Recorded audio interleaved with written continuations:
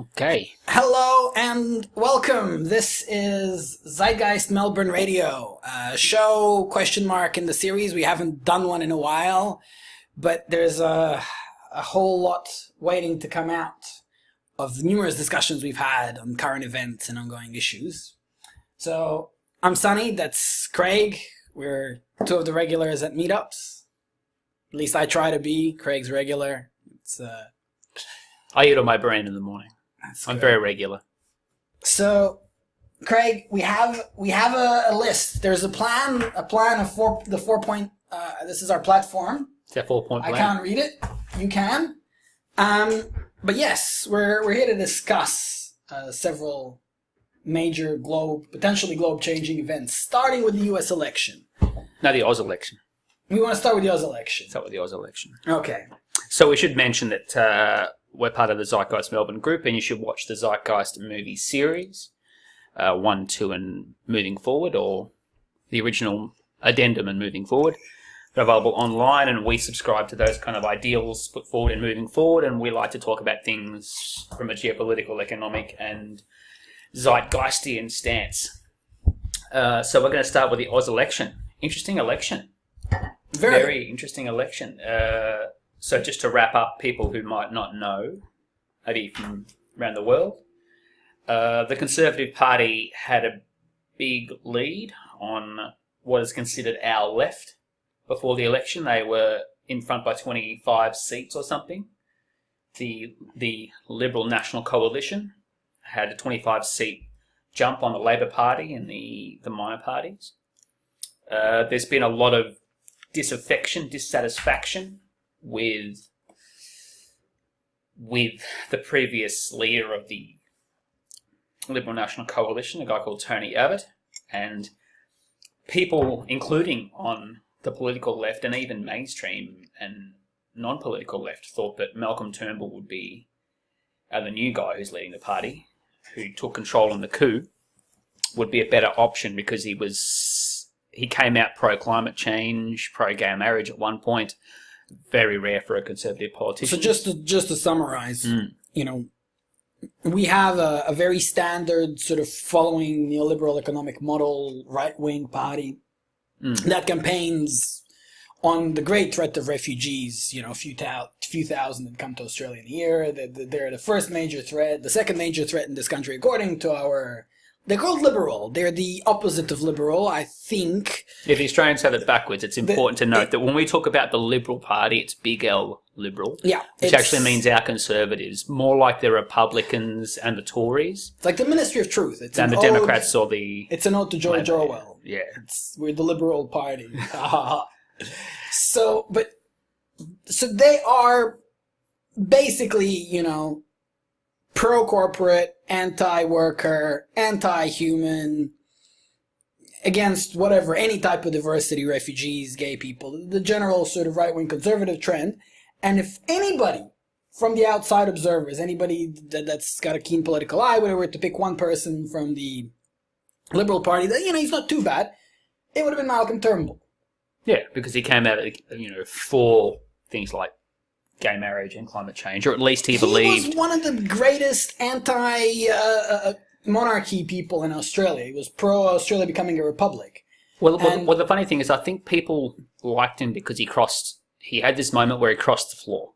Yeah. So what that means in electoral politics in Australia is we actually sit on different sides in the parliament. I think they do that in a lot of countries, actually. And instead of voting with the party... I can't remember whether it was climate change or gay marriage, or I think it was climate change or the carbon tax. He literally crossed the floor. He went over and voted with the Labor Party, and it was quite a groundbreaking moment. And people thought, "Wow, this guy's really different, and maybe he's a bit more our speed, and he's not X, Y, and Z." He got control of the Liberal Party from the previous heavily conservative, religious, right-wing nutter, dare I say it, and. But then just proceeded to carry on the exact same policies with the same vigor. I mean, yes. Completely abandoned whatever principles he had as an individual. So, you can't be an individual as a party member, but you cannot be an individual as a party leader. He's just literally embodying their platform, which is kind of sad and embarrassing. But I'll say one very good thing about our election. Evidently, I truly think that it was a fair election. Unlike America, we don't have voting machines that... well, they're talking about it. We don't... Did you see the article about that?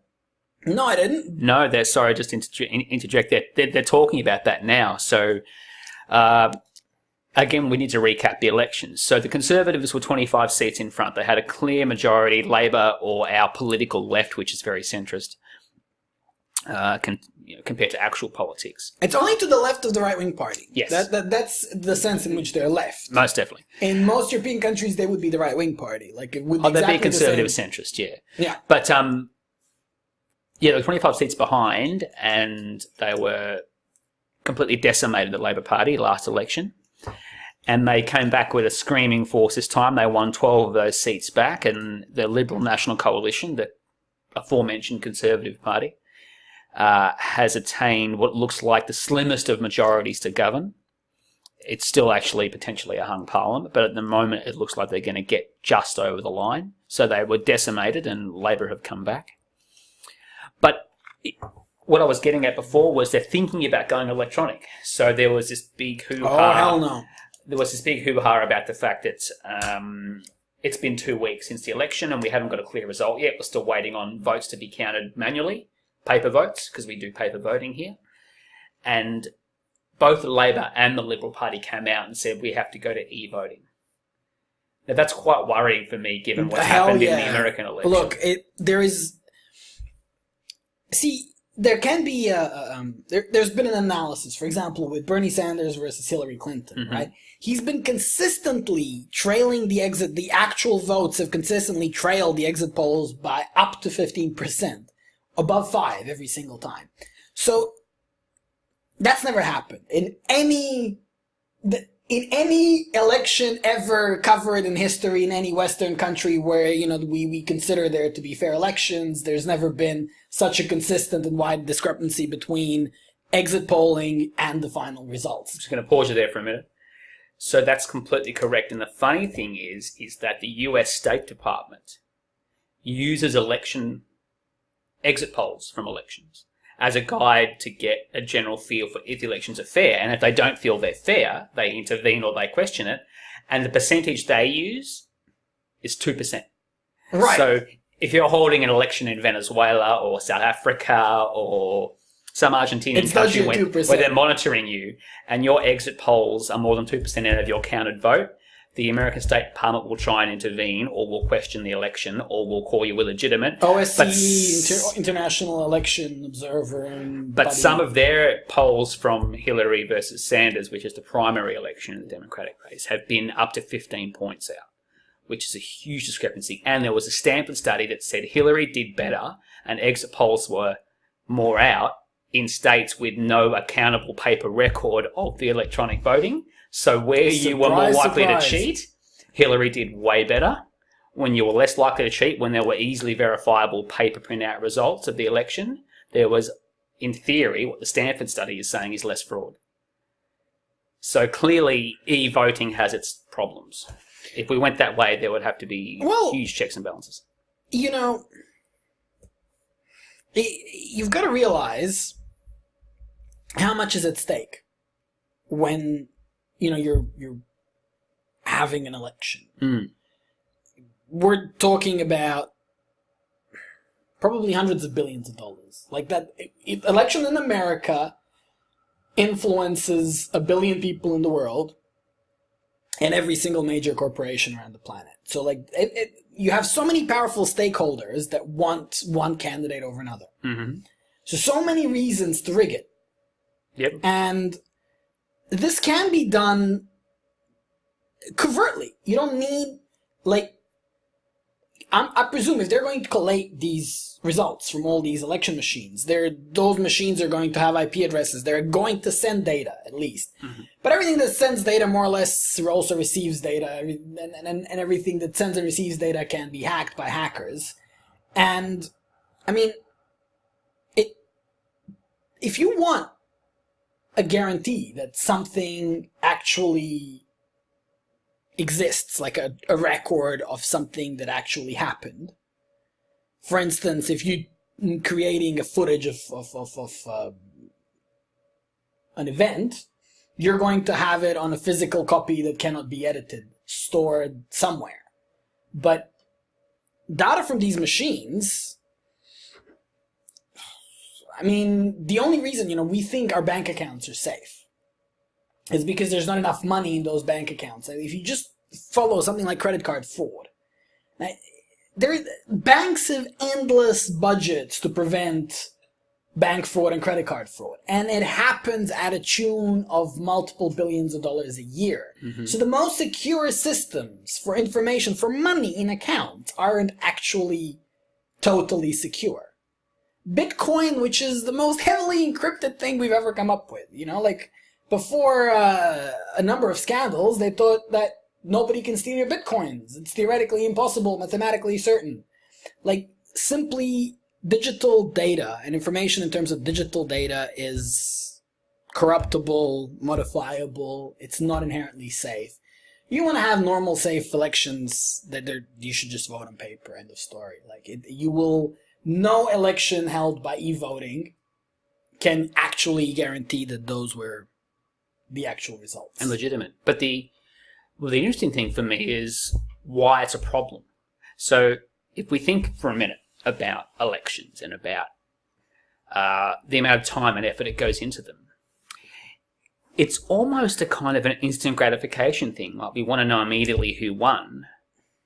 And because we want to know immediately who won, because the country doesn't need to be in uncertainty, whatever that means. The last winners are still in charge until we know. Not exactly what's the big deal exactly with right. that? But because we need to know, because the argument runs down the idea that we need to know straight away, we're kind of willing to sacrifice that legitimacy of proper paper votes you can see and verify and count. And I think that's going to require a change on our point of view. We have to say, actually, you know what? We're okay with the uncertainty for a month. Yeah. Leave the last guy in power for a month until we know what's going on. Because I'd rather, and I think it's better, to rather have that uncertainty for a month than have someone still in power who's been in power for 3 years anyway, to make sure the paper votes can be counted. Because that way you're going to get a lot less, the likelihood of fraud is a lot less. There's been some scandals in the AEC. There's been 4 or 5. Let me just ask you, so what do you think would happen? Sure. If in America, I don't know, there's an election and Jill Stein wins by a landslide, there would be FBI investigations, right, left, center. They would find some fraud, somebody who cheated for Jill Stein on some machine. The establishment candidates, people, when you look at reality shifts, it's much easier to sell that the status quo hasn't changed and something radical has happened. So what I'm saying, if there's 2 major parties in power, mm-hmm. An election which results in one of them winning is something we can all accept. Generally speaking, that's what we expect. Yeah, but we can't accept the insurgent candidate or a different party. Exactly. And if, in a way, it's almost a double insurance policy that one day, if an insurgent candidate does win, they can blame it on the voting machines that are electronic. But if the, status quo continues to win, then it's validated. It's validated. Well, the funny thing is, I think you were touching on the next point, which is that the people that advocated for e-voting were the Labor and Liberal Party, the 2 major parties in Australia. And the conservative guys, right and the less conservative. For those of you not in Australia, I imagine 90% of you will be, but there is no major difference between these 2 parties. I mean, Australia's, in a way, one positive thing is that historically there has hardly ever been any major shift due to an election. We've had things like GST and Medicare introduced, and this was all revolutionary in the Keating and what's the name of the Hawke and Keating governments in the. What are you referring to? Major changes in terms of the way this country is run. I think that would probably be from Menzies and Whitlam, and then Keating and Hawke continued some of that, yeah. Okay. So, I'm not that familiar with Australian history, but you can kind of, in the last 50 years, name 3 or 4 things. Like GST, like Medicare, that have had an impact on our lives that we felt. And free education at one point during the Whitlam years, yeah. Like, there's definitely stuff that's been... Look... But with the late, Yeah. What major shift, other than the NBN, like, that's the biggest thing I can think of, is the NBN. That well, this is the funny thing. One party would do and the other wouldn't. Well, I'm going to disagree with you here, because I think the two parties are very aligned. They're very centrist right parties, and one is slightly further right than the other. And that's what we have. I don't doubt it. But it also mattered, because the long-term project of the Conservatives is, like, if you look at documents and statements from multiple Conservative governments and leaders in the last 20 years, their goal has been to dismantle universal healthcare, our universal healthcare system, to deregulate university fees because they want to corporatise or privatise the structures. So while I agree that the Labor Party is not a left party anymore, it's not truly worker representative. They do, it's kind of, and I'm going to come back to Clinton here for a minute. She is more progressive on a lot of issues than Trump. And the same with the Labor Party and Liberals. They are further left. And you have to recognise that in terms of at least holding the line for things like universal healthcare and regulated university fees and union rights, things like that. I don't think the Democrats or the Labor Party in Australia, Democrats in the US, are revolutionary parties. You're right. They were at one time. Like if you look at the history of the Labor Party, you'll find that they rose up out of the unions in the 20s and 30s, in the early 1900s. They were a representative party. They were definitely very left, and they had a hard time getting into government for a long time. And Menzies ruled for 4 terms or something. Conservative politician in the 40s and 50s and 60s, I think. But what you see is this kind of shift toward a centrist policy regime of the Labor Party, but they're still a little bit further left. So I get why people are disaffected by it, and we'll talk about this later. Yep. But I don't agree with the fact that they're the same. They're not quite the same. They're similar. There's something that sort of sickens me. What's that the way they, in Australia, you have, when you vote, you sort of number your candidates, and then most people actually don't number their candidates. They just go with the preference of the parties for that particular seat. Mm-hmm. And the two major parties generally prefer each other over any serious independent candidates. Well, hang on, I'm going to pull you up there. So that was an issue this time around as well. But that hasn't been an issue in the past. So let me give you the example. So every time we have an election, there's a big hoo-ha about who's preferencing who. With a preferential voting system, if your first preference doesn't get in, if you vote Green or Nick Xenophon or some other party, and it's not one of the two majors competing for the seat, your preferences then go to your number 2 or number 3 preference. So you number your preferences from 1 to 7 or whatever it is, and your second preference then, if your first preference isn't anywhere near the top, gets, and they go down your preference list to give you to one of the two majors so they can figure out, which is why we have what's called first vote counts or primary vote counts, and then we have preference vote counts, and people in Australia win on preferences. Yeah. So, for example, in the seat of Batman right now, which is a seat down, I think, south of the river, the Green Party candidate won the primary vote. But it was a big deal because the Labor and Liberal Party normally don't preference each other over their more extreme versions of themselves. Like the Green Party is further left than the Labor Party. They normally work together. In that seat, the Liberal Party preferenced Labor over other people so that the Labor Party could keep out the Greens candidate. So the Green candidate won more primary votes. She's ahead by 0.5% in the primary vote count. But she's down in the after preference counts because the Labor guy got so many Liberal preferences because he's nowhere near the top. So they don't normally preference each other. Like, I need to make that clear. The fact that they did this time was a big deal, and it was all over the news. And the original hoo-ha was that the Greens were doing it. The Greens were making backdoor deals with the Liberal Party, the bad guys. Turns out that was baloney. Yeah. and it was the Labor Party that were doing that.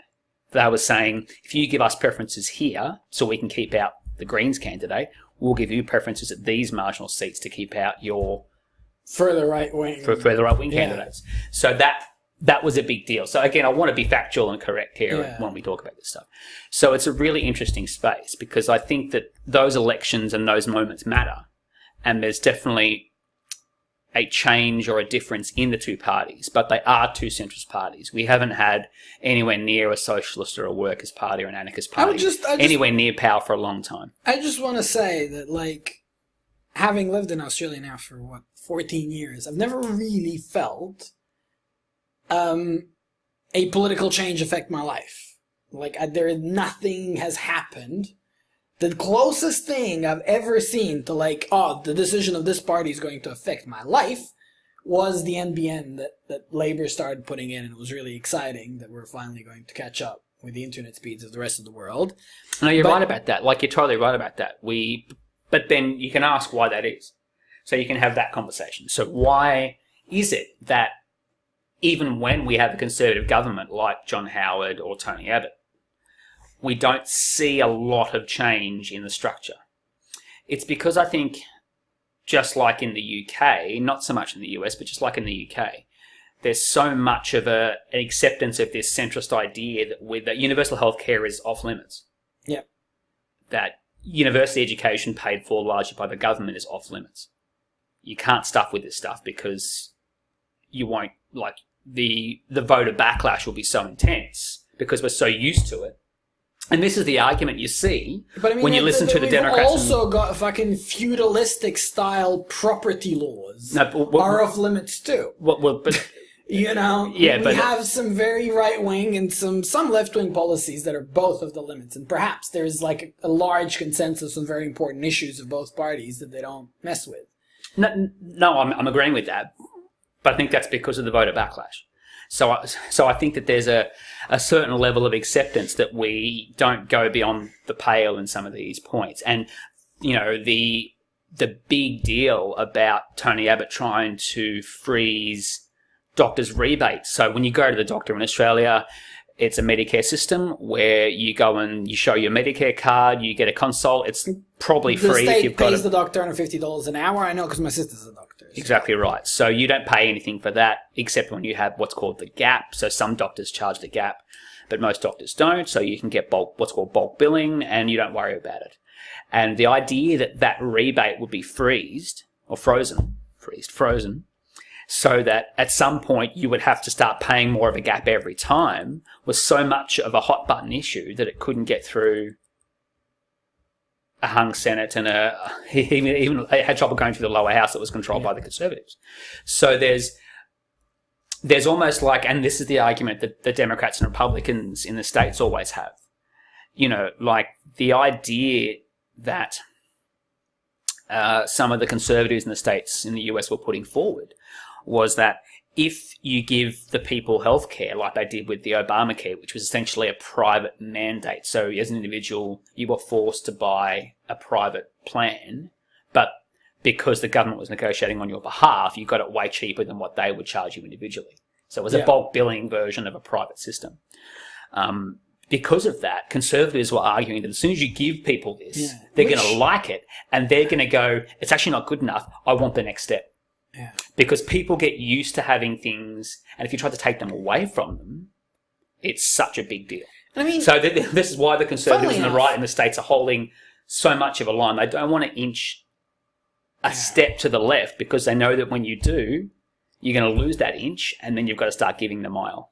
You know, there is an infinite scope for debate whether left-wing policies are efficient or bang for buck, or, you know, there's a lot of accusations of sort of bureaucratic and administrative waste, but there is absolutely no sane person that can argue that universal education, universal healthcare is not in the public interest. But but the funny thing is they do from the point of view of economics, but what they lose out on is the point you made before that. So when you said that there's bureaucratic costs involved, the problem with that is that that's not actually the case. So again, I'm going to use the American context here for a minute. Well, is it like it's open to debate? I mean, I'm pretty damn sure that there is a huge number of public services that you can name that are more bang for buck efficient than private competition. But, you see, that is something that is in the range of things that can be debated. For example, if the country decides, like, oh, we're going to have freaking a touch on, like Mikey, for instance. Yeah, it's paid for by the government, an infrastructure that the train companies are going to use, and the costs blow out, and the costs blow out, and the costs blow out. And if we just had train companies competing, or if we had, sold bits of the rail network, then the private industry would have had to handle that problem, and they probably wouldn't have blown out the cost so much unless that the taxpayer was footing the bill. Like, issues like that get brought up again and again every time something goes wrong. Well, let's have a talk about that. Because it plays in to the right-wing ideology of government being inefficient. And all I'm saying is, though, even if you accept that, public services and government-provided services are inefficient, you go, wait a second. Corporate welfare that's going to go offshore that you're never going to see, or money inefficiently spent on you.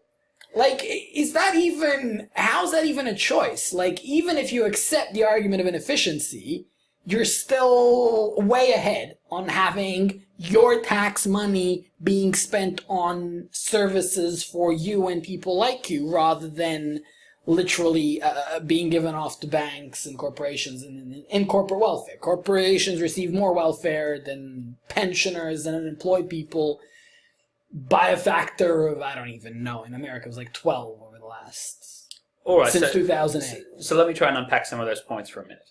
Yes. Because I think you went across 3 or 4, but I'll start with one and then we'll go on to the next and I think the third. So what I think you're saying is, even if you accept the government bureaucracy argument that is more expensive, I'd still rather have my tax dollars spent for us rather than going to a private company to make profit off things like healthcare and transport. Absolutely. Right.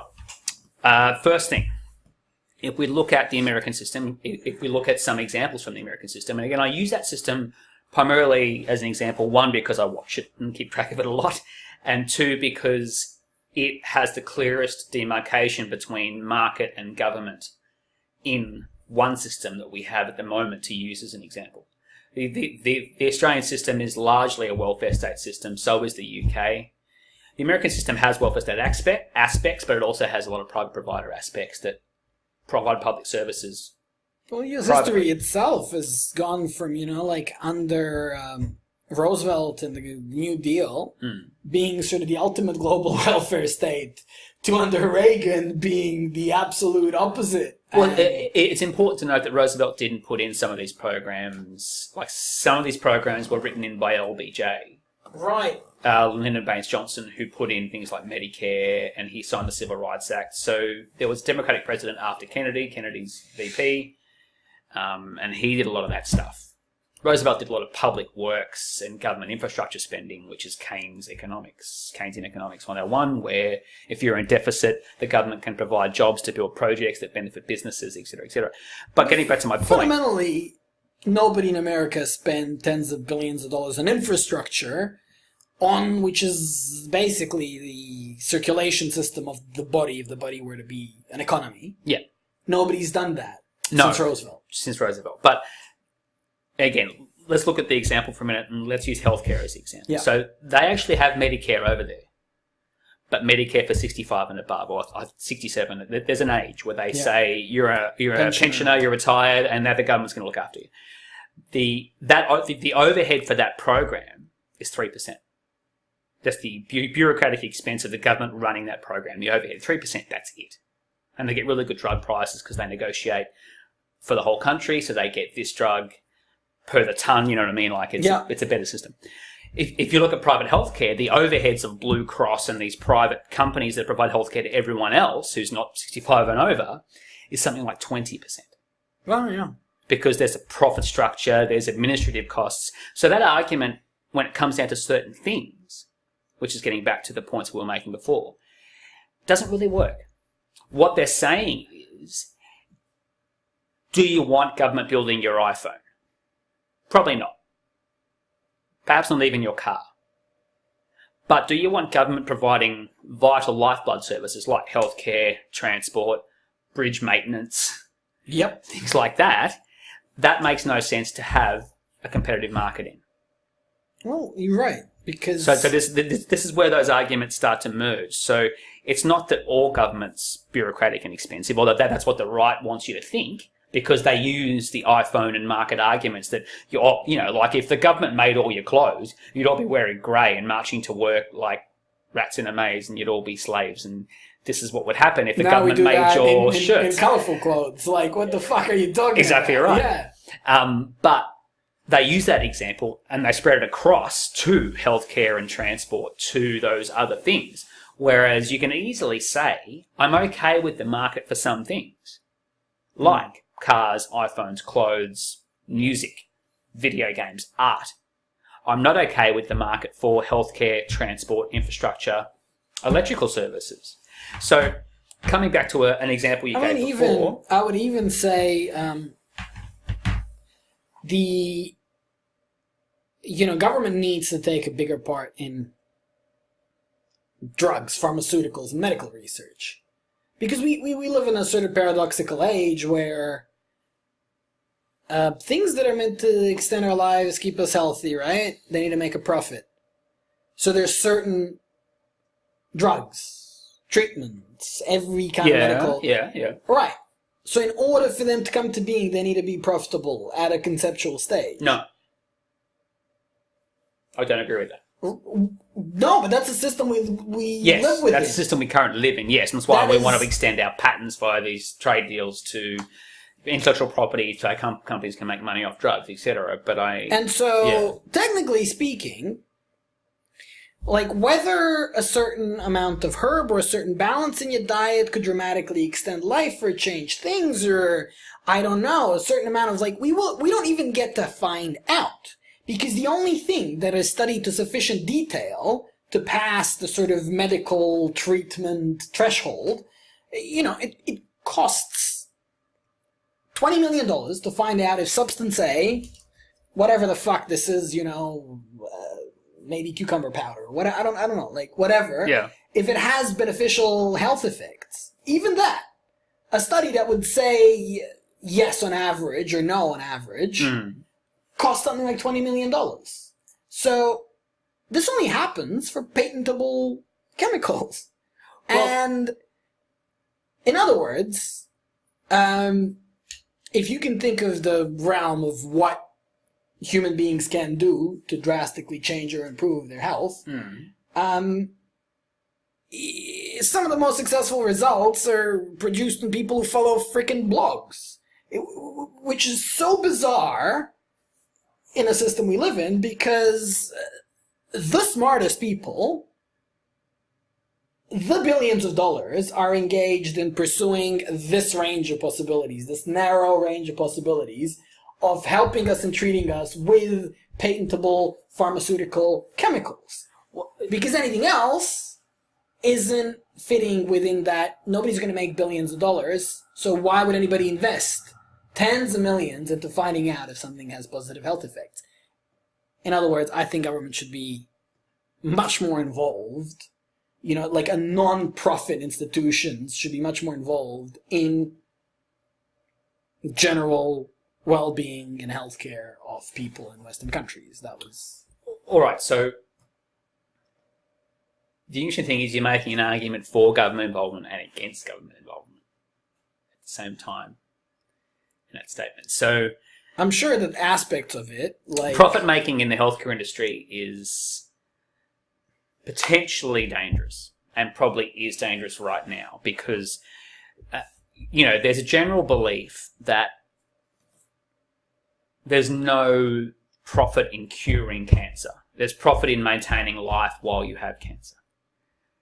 That's not a general belief. It's a state of affairs at the moment. No, but the funny thing is we have no proof of that, but that's the motive. And the reason for that's that... the economics of cancer. But this is what I'm getting at. The economics dictate that it's smarter to run a patent out as far as you can, make as much money off that particular drug which extends life with people with this condition for as long as you can before you give the next one or before you cure it. Because you run out the clock. So it's the same idea that says we'll get the electric car and we'll get fully electric grid systems and all that stuff the minute the last drop of oil is burnt.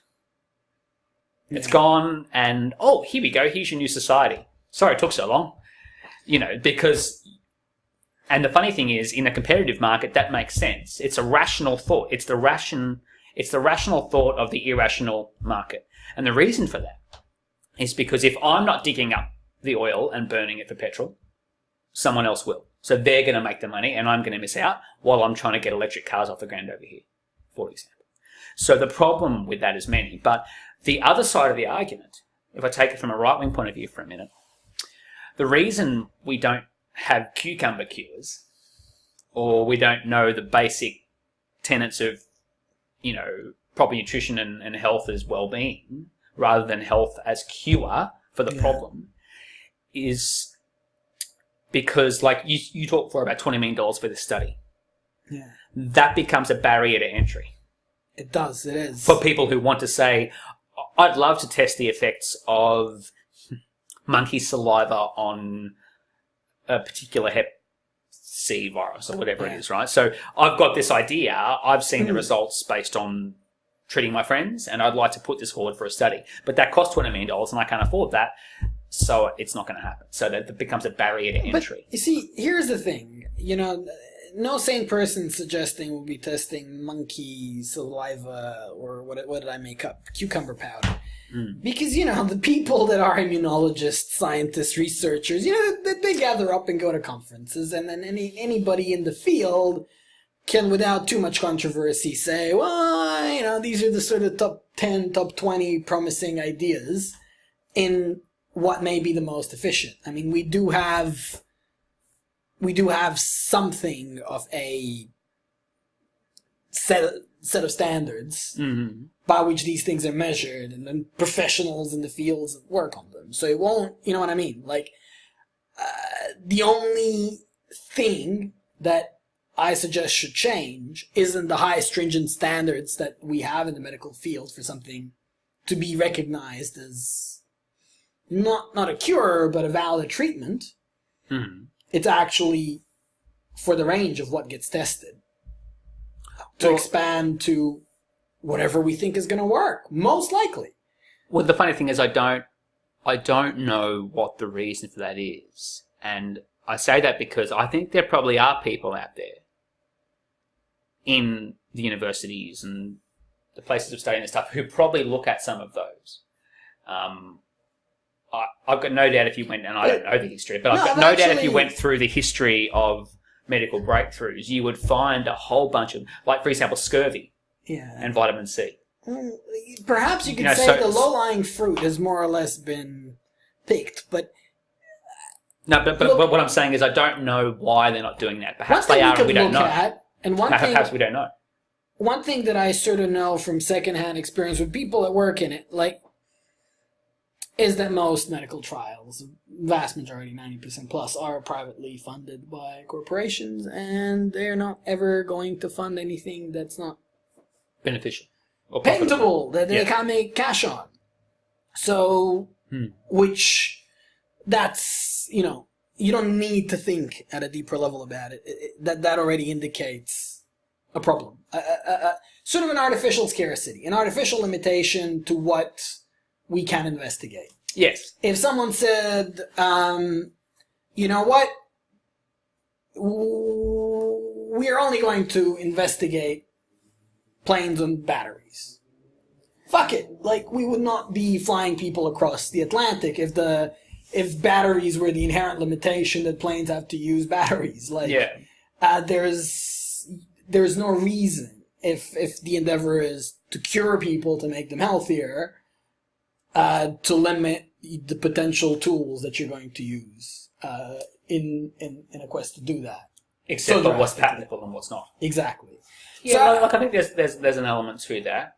But I also think the idea that you could eat a food or you could do something that's quite simple based on natural products, if there is a cure there, would frustrate large companies who want to medicalize and sell you drugs based on X, Y, and Z.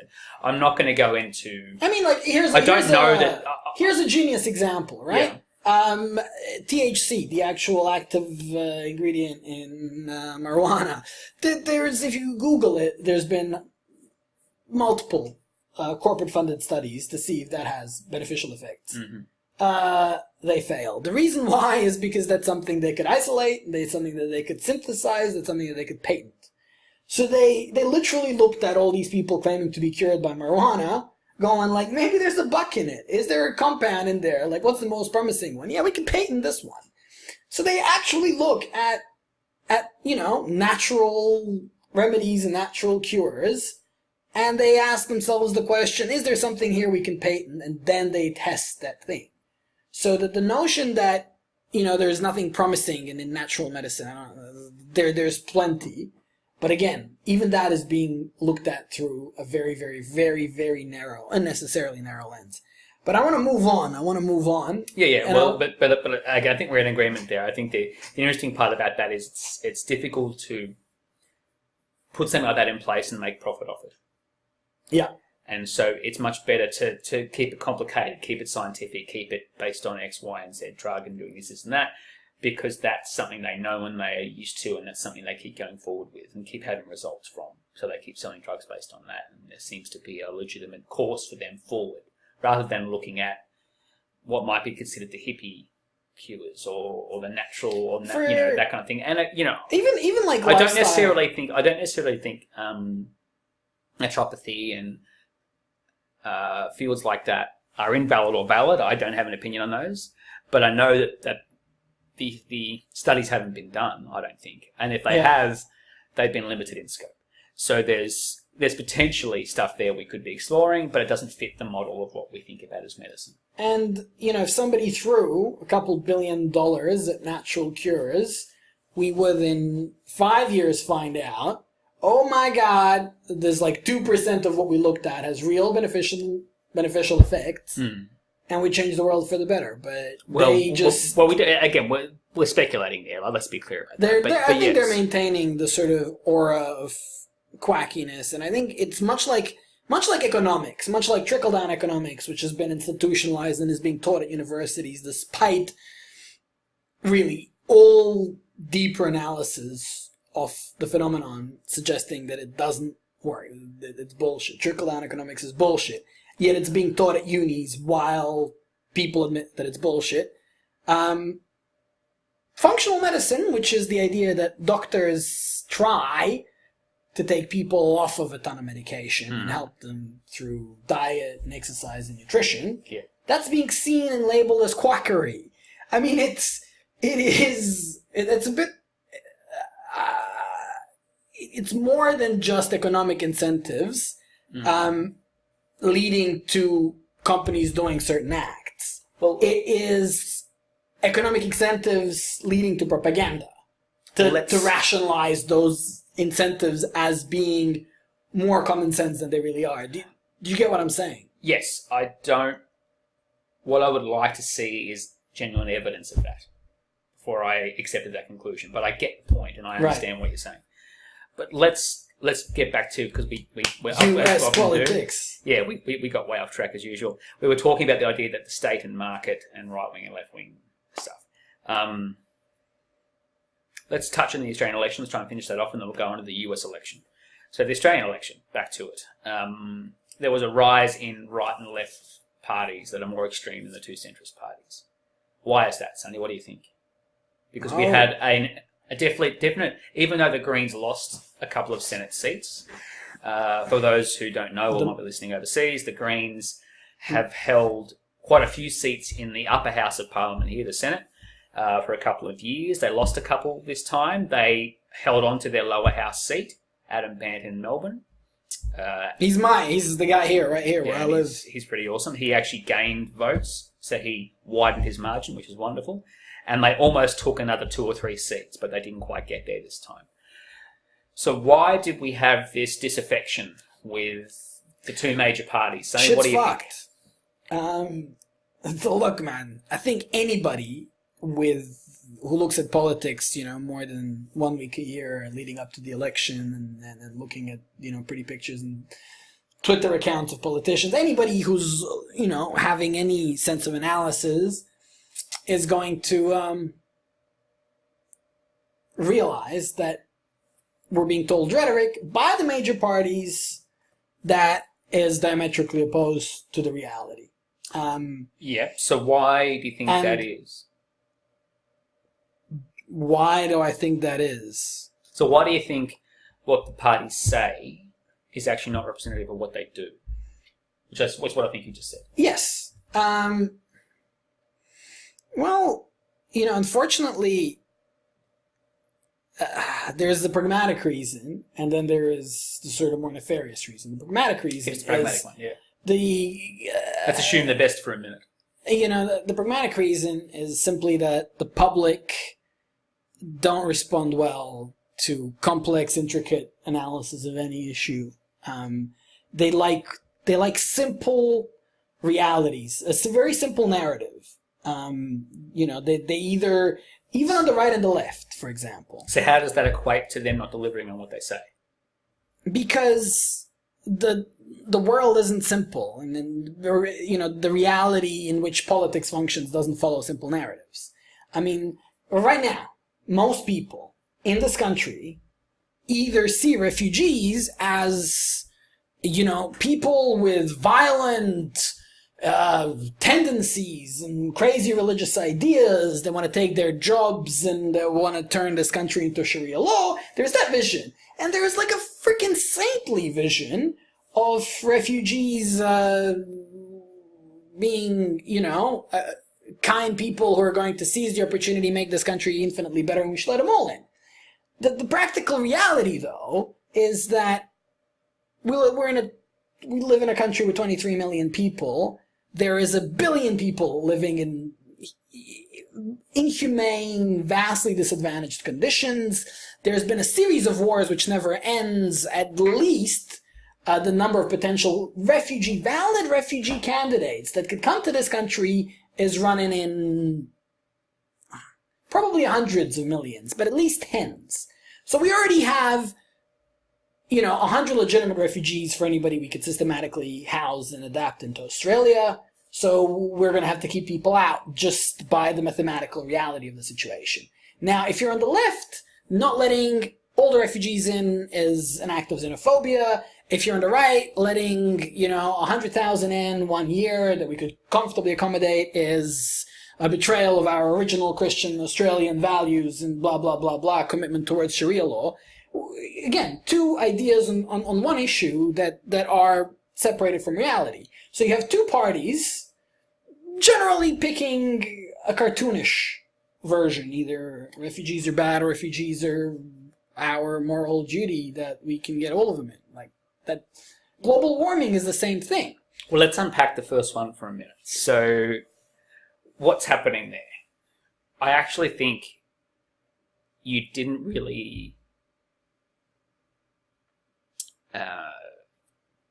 give a clear vision of the left and the right of the issue, even in terms of mainstream politics. So no, but I gave you what I'm saying is if you listen to the news, you're going to hear two narratives if you follow to their logical conclusion, you're either going to be committing to fascism or you're going to be committing to an act of generosity, which is not only impossible, but insanely practically out of the realm of what we can do. Well, hang on a sec. So, yes, but that's because the media is essentially slanted to the right.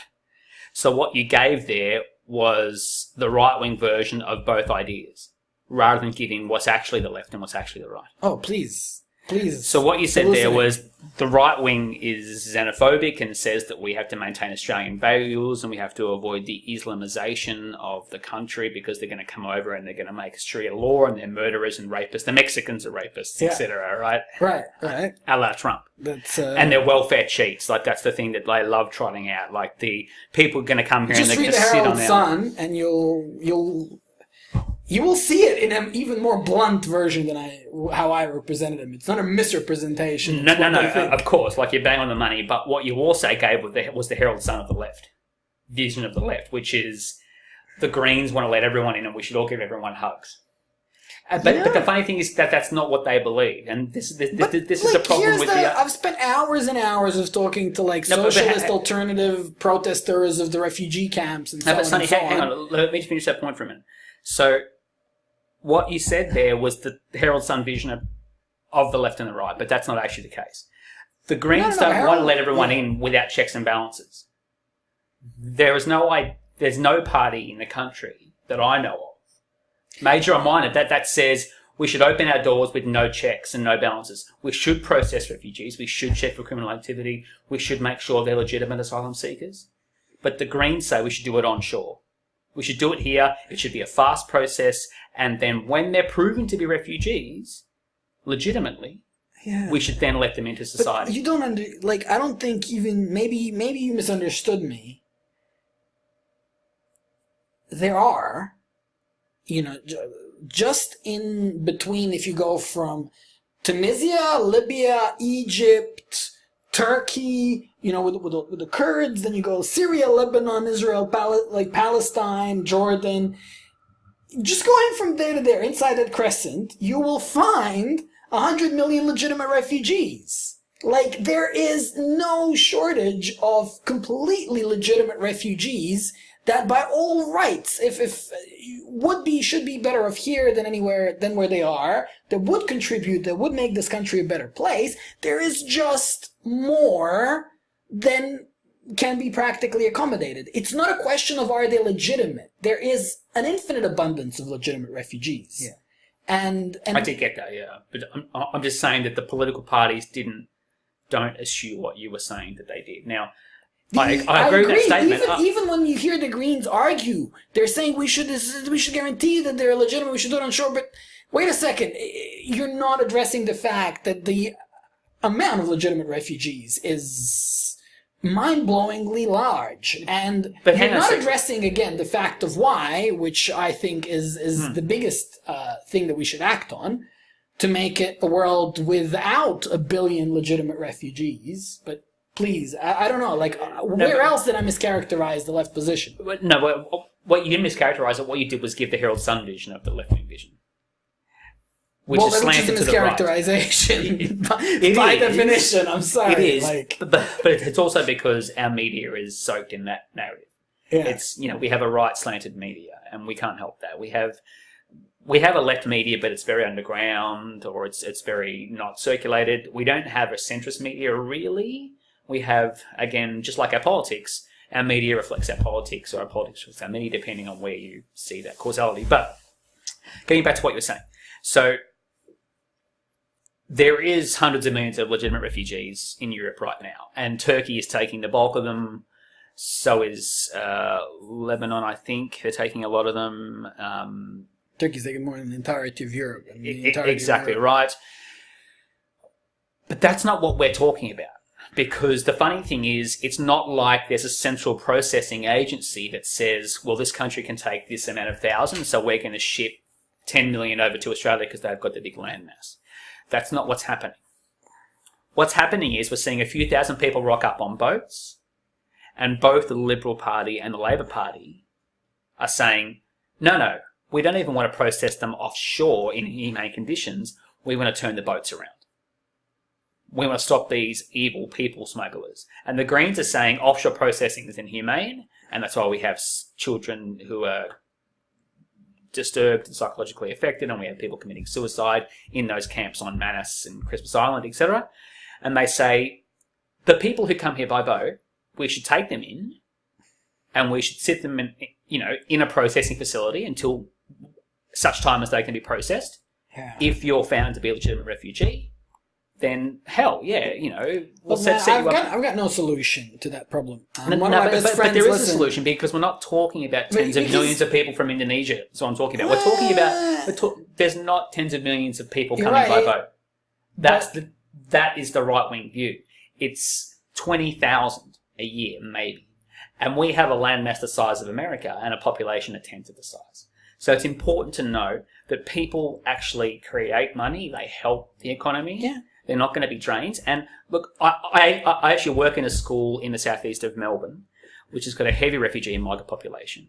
They don't qualify for all these payments. They're not welfare cheats. They can't just come here and jump on the dole. It doesn't happen that way. Yeah. There's so much crap they have to go through to get any kind of government assistance before they can, they can't go to uni. Like, I have a lot of international and refugee students who don't get the same benefits as I do as an Australian citizen when you sign up for uni. Like, it just doesn't. That's what I'm talking about. That's that kind of media slant. You're right. That's that media slant. It doesn't happen that way. So honestly, I think those narratives are the narratives peddled by that centrist right media, and they're not actually legitimate.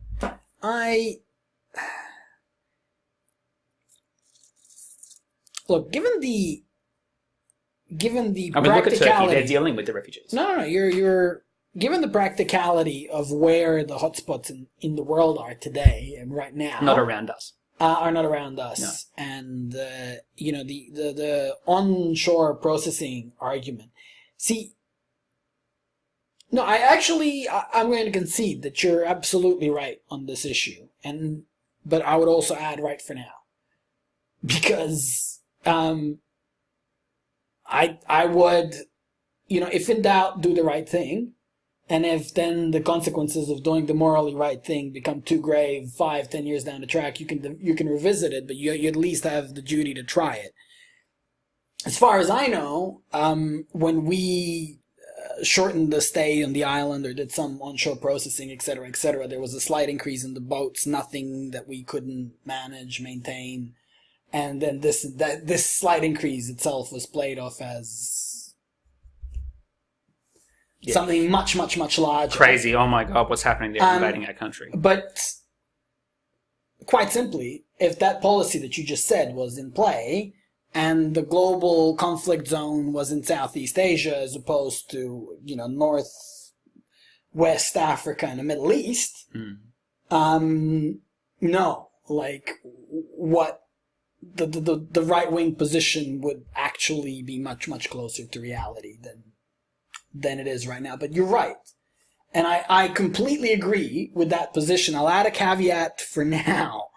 When in doubt, try to do the right thing. And well, it's interesting because that's going to take us on to our next topic. And we've been speaking for an hour, so we need to get on to our next topic. Yes. Brexit and the EU. I want to talk about the US. I'm going to come back to terrorism and some privilege stuff as well. I want to throw in a few thoughts on Brexit. Of course, but we're going to go into Brexit because I think that's relevant for the refugee crisis right now. But I'm going to first give you a couple of points, maybe, sure. And then you give me a couple of points, and we'll try and unpack them as we go. So I'm ambivalent about the whole thing. There's a part of me that didn't want it because I'm a British citizen, and now I've lost my European citizenship, which was just it's damn annoying. There's a part of me that was against it because I think Britain in that circle of nations could deal with things like refugees. The problem with that statement was that they weren't. They were just still cutting people off at the border, like, the border in France. I was pro-Brexit because I think that the European Union and Commission creates a set of laws and economics that actually makes entry to the market difficult. So even though the European market became easier to access for other European countries, it wasn't so much that it became easier to access through European countries and companies. It was that European corporations who can deal with regulation that the EU is putting out can make life easy for themselves, and anyone coming up through the ranks finds it difficult to comply with everything.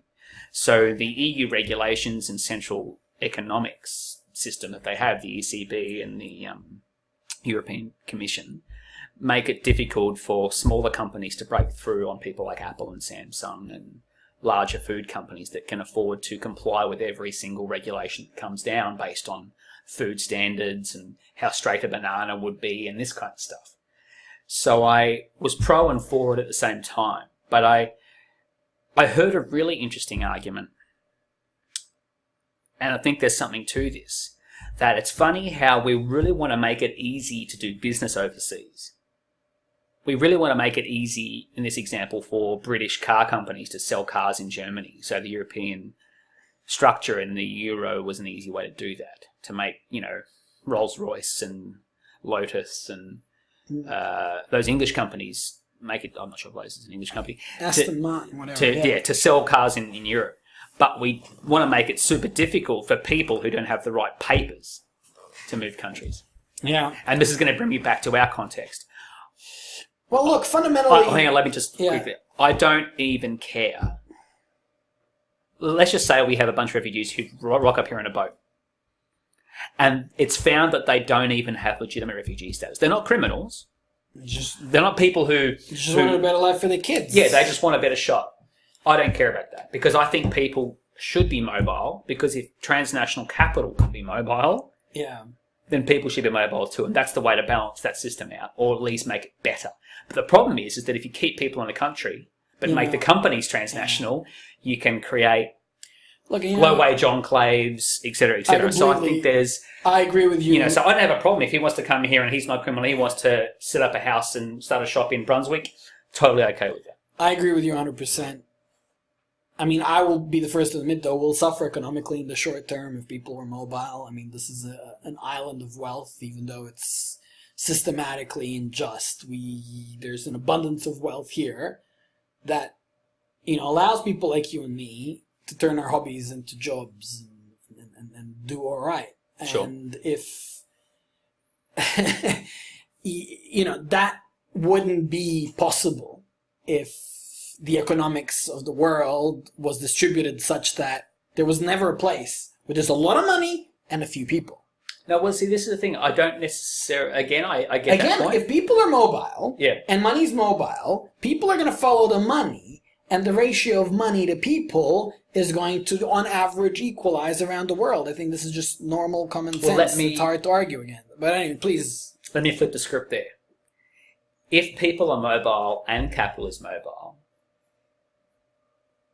How are you not going to have more of an equilibrium? You'll have more justice, more equality, more fairness, better world, but you're going to have more of an equilibrium. What you'll have is companies finding a reason to stay in country and hire locally. I don't agree with that. Like, if you think about why Holden Australia or Ford Australia moves their plant to South Korea or to Taiwan, cheaper labour. Yeah.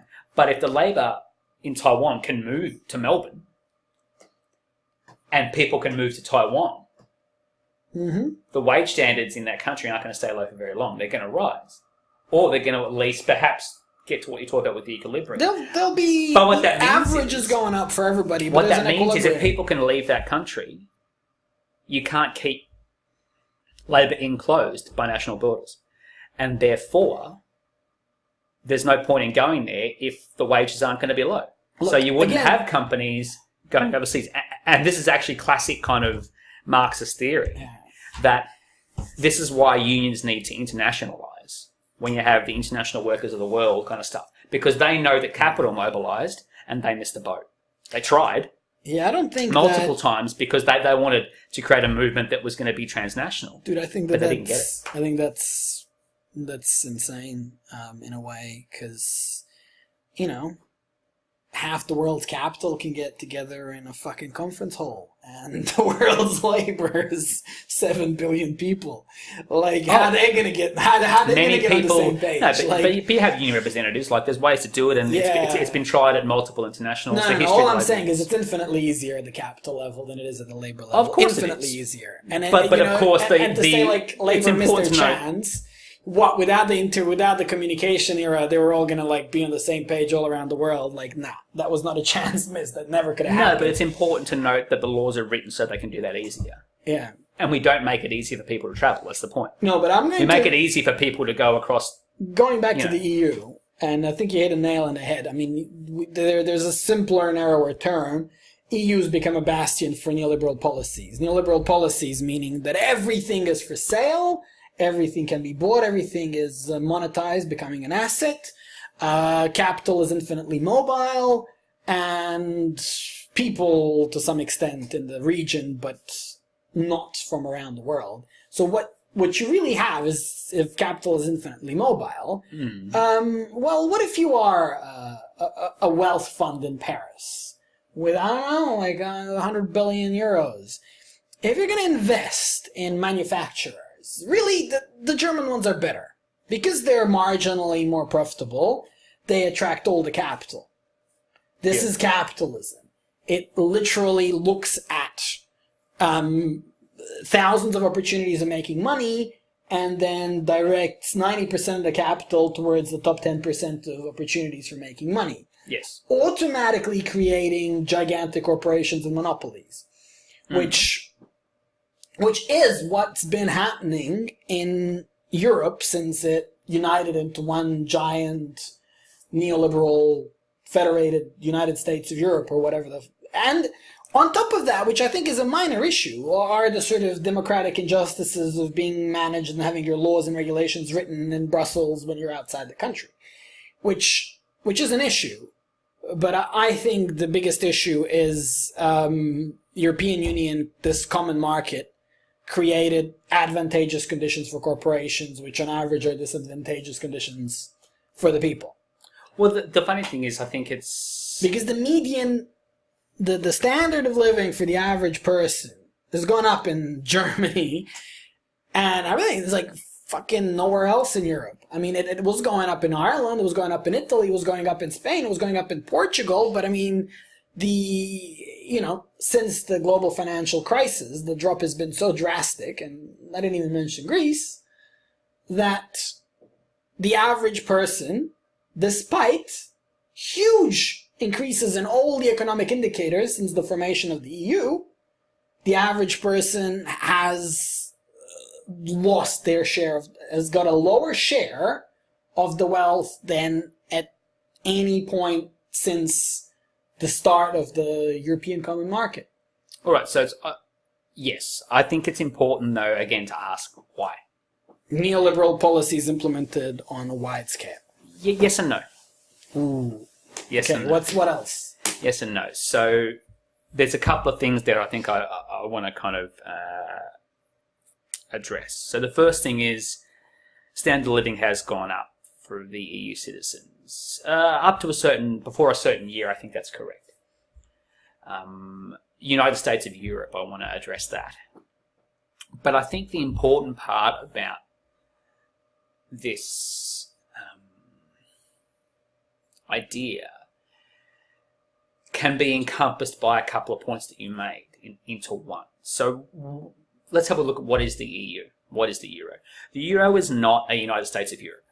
It's not the same. The reason it's not the same is because they have a common currency like the US does. Everyone uses the US dollar. But they're not actually the same country. They submitted to a central banking system that controlled their currencies, the euro.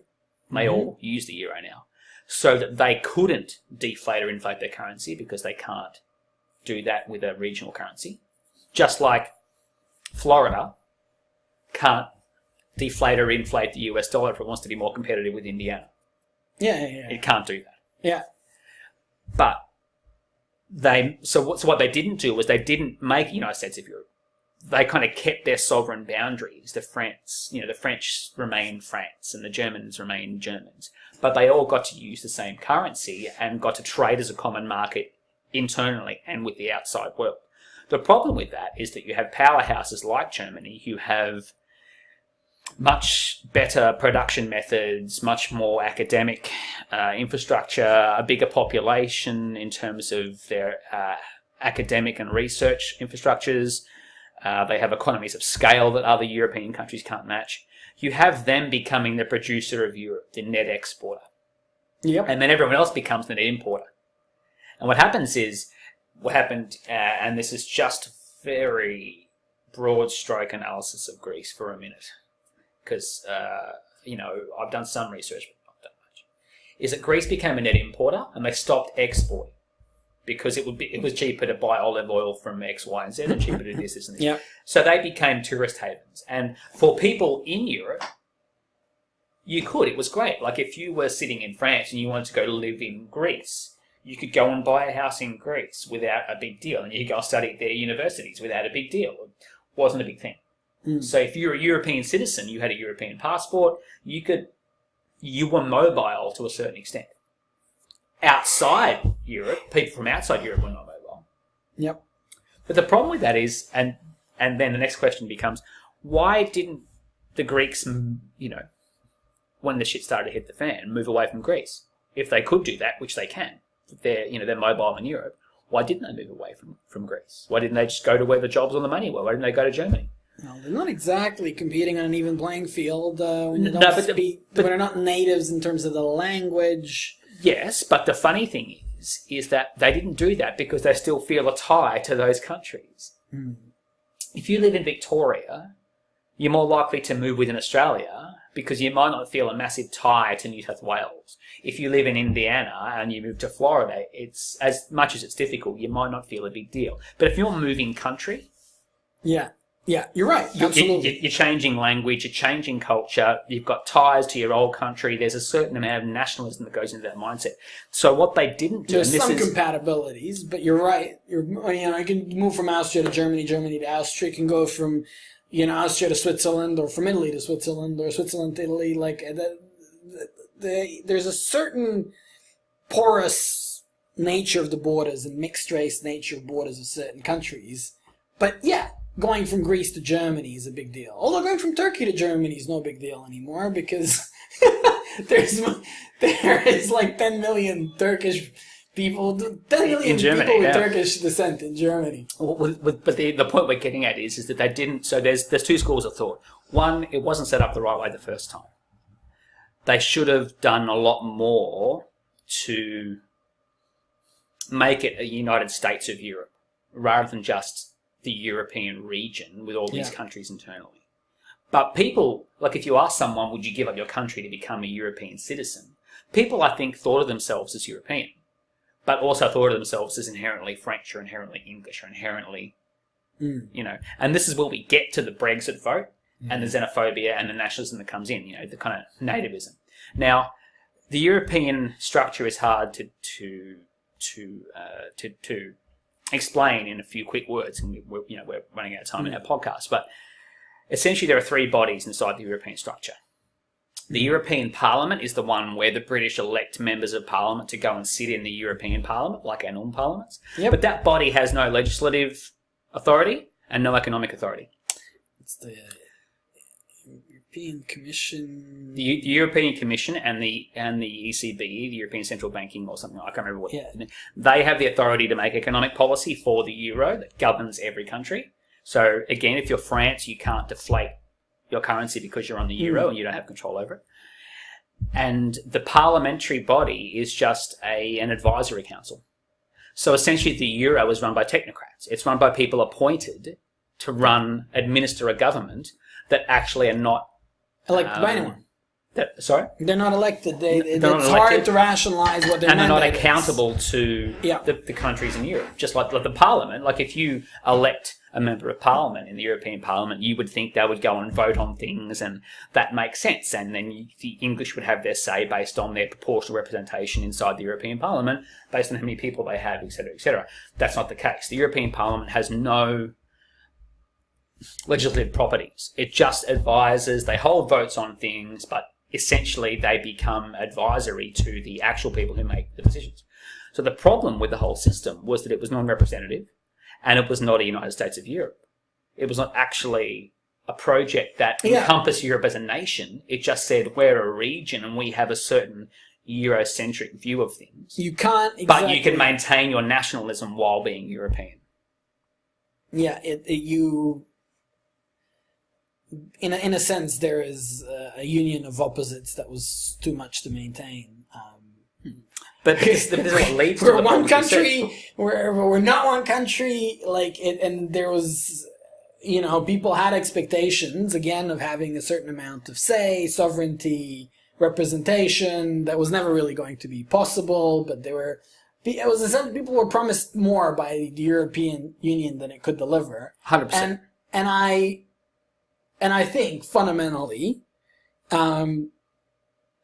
that the collapse in Europe is due to a logical conclusion in following neoliberal, almost mainstream economics, by which corporations are supported over people.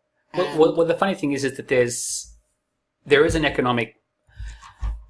So again, let's kind of ask why. So why do they follow neoliberal policies? Now, the ideology and the university and the various history behind neoliberalism aside for a minute, if you're the European Union and you want to act as this big trading bloc, which is the whole point. Like, the whole point is that Greece has no power to negotiate with the United States or even California for their products because they're the small fish in the big pond. And the American system, the American country is a far bigger fish. But the European system, that larger block of trading is massive. It ends up being 35% of the economy of the world on its own. So they then have the power to come to the table and go, this is what you've got to do to deal with us and every country in here. And this is what we're going to do and what we're going to expect. But you're right. There is... So there's an economic reason for it.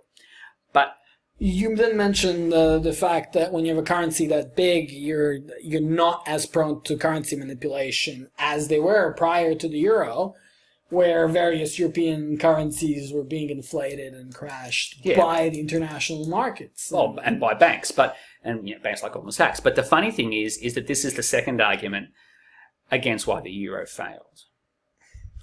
The ECB, the European Central Bank, who doesn't like to inflate or deflate the currency based on what's happening internally to single countries in Europe, doesn't want to do that because they know that when they do that, they lose power in that negotiating system. So if your currency lessens in value versus the US dollar, that's a bad thing for the group. So you end up kind of sacrificing the minnows inside the euro, Greece, even Italy, which is not a minnow, or France, which is not a minnow, for the larger good, which is the European Central Bank does not, like the ECB never acted like the Federal Reserve does. When the American economy is in trouble, the Federal Reserve changes monetary policy, just like our Reserve Bank does, to accommodate international competition. So it says we're going to lower or increase the value of the Australian dollar by raising or controlling interest rates and inflation.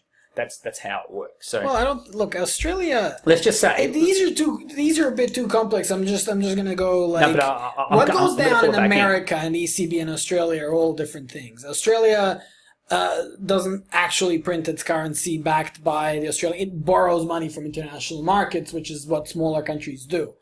ECB and the United States actually just expand the money supply. No, but hang on. Which is a completely different thing. I'm going to stop you there. What I'm going to say is that the central banks of countries, some countries, including Australian and American, is if they're having a problem in terms of competitive trade, they have instruments inside their toolbox that allow them to make Australia more competitive or less competitive.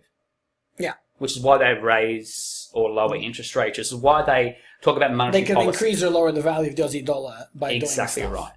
The ECB has never acted that way, and that's a big problem. So the European Central Bank never did that, and it has the power to, but never wanted to do that because it knows that when you do that, the European country loses value inherently because as soon as you start manipulating it, you start having that problem of, well, is it, it wants to be the new reserve-backed kind of currency. Yeah. It wants to be the new powerhouse, and it recognises that other currencies have tried that and failed, or there's one that's been there for a long time and it's starting to fall apart. So, dude, I don't. So what I'm getting at is that the reason they couldn't come to the rescue of Greece is because they didn't want to sacrifice the larger currency goals of the European Union. I disagree.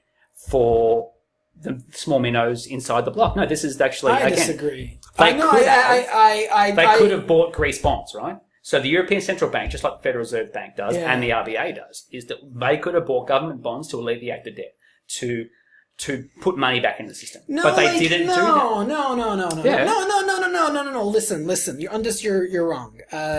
First of all, Greece was in more debt than they could ever pay back. Buying Greek bonds is Greece getting into more debt. Like, imagine you are in $2 million of debt and you make $100,000 a year.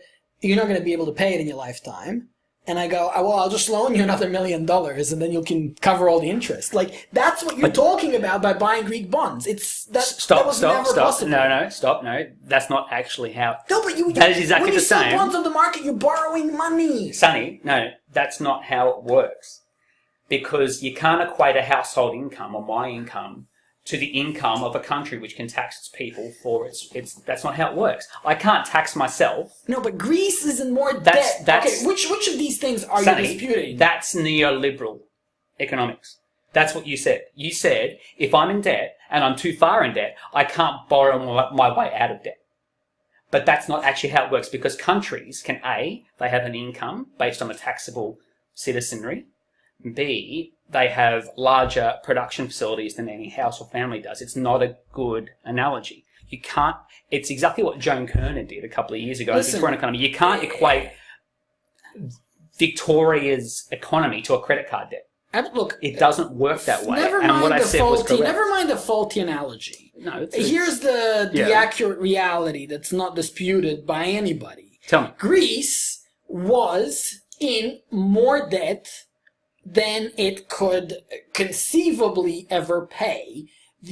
Even when you have like Yanis Varoufakis talking about this, and I've watched and read a ton of his articles and interviews since he left the government, saying the only rational solution had nothing to do with Greece borrowing more money or any bailout package by which Greece continues to pay its debt to the European banks, not European countries, to various, mostly French banks, funnily enough. German banks. The two leading ones. The two key creditors to Greece that are in danger of failing if Greece defaulted on its debt were actually BNP Paribas and Societe Generale. Now, I don't know how the whole debt breaks down, but the number one and two major French banks there were large French, would have failed. No German banks would have failed. No, so, but there would have. I don't know what the total amount of debt is, but basically the Greek bailout was... The primary beneficiaries were the two French banks. But regardless, what he's saying is, no, debt default was the only way out. Even the ECB admitted it, but they said, nope, your credibility depends on you accepting this bailout deal. Now, in an open market, if you want to stay within the neoliberal framework that exists in Europe, you borrow money, everybody's got different interest rates, and people look at you and your ability to repay, and your probability of going bankrupt before deciding what they're going to charge you as interest. Yeah, I understand that. Greece was in a position that nobody wanted to borrow money to Greece. Lend money to Greece. Even at 20% interest. So the idea that they could go into more debt, Greece as a country reached that limit. Now... hang on, stop. Let me stop you there. That's where the premises are wrong. So Greece has a central bank, but it's not under the control of Greece. So when Australia goes into debt, we can borrow money off our own central bank. We can print more money or more currency. We can also borrow money on the markets, but we have the ability to go to our own central bank. True. Greece doesn't have that ability. Yeah, I know. But that's the point. Is that the ECB never acted like our Reserve Bank does. It never said to Greece, who's a member of the Euro, we're your central bank and we will come into your rescue by giving you fluid money markets to allow you to people to buy stuff, to pay more taxes and then pay off the debt. I understand your point now. I actually do. You're right. It could have gone down that way. But it can't because the Euro's not set up that way. Well... That's the point. The ECB never acted that way because it was never set up to do a Federal Reserve style system. It was never set up to be a central bank. If America can give 0% interest money to all its banks, ECB could have given it to Greece, which would have kind of alleviated that problem. No, but that's what I'm saying. It doesn't want to.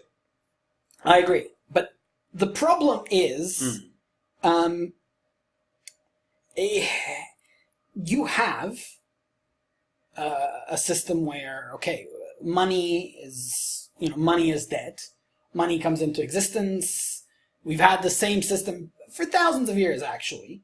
Just people with assets printing money and then demanding interest. And then the amount of debt becomes infinitely larger than the amount of the actual money in people's bank accounts. Yes.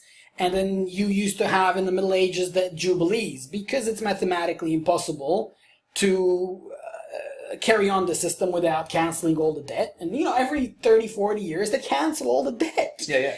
Now, this is the system within which we operate. But instead of cancelling all the debt, you could have the creditor seize out all the assets of all the other guys and keep them in debt until they own literally everything. And this is the sort of neoliberal game that's been set up in Europe, going, actually, we know you can't pay, but this is what you're going to do. Rather than declare bankruptcy and then we deal with the fact that you're now bankrupt, no. We are going to get you to give even less to your people, take even more from them, give it all to us, including your islands, assets, rivers, lakes, waters, and fuck you. Now, with this notion of them receiving, all these countries that are in so much debt, receiving more loans from the European Central Bank, which could give them that in itself, euro being not the reserve currency of the world, that in itself would, I believe, from what I understand, even from left-wing commentators, would have led to something like the Weimar Republic, because there's simply too much debt that if it were to be all handled and paid off by another wave of cheap money without there being some type of a universal default, you would arrive at money needed to be, the rate at which it's loaned out. You'd arrive at negative interest rates. You'd arrive at bizarre economic conditions. So, but hang on. Even within the context of the game, as the rules are set up with central banks, the global system needed a debt jubilee.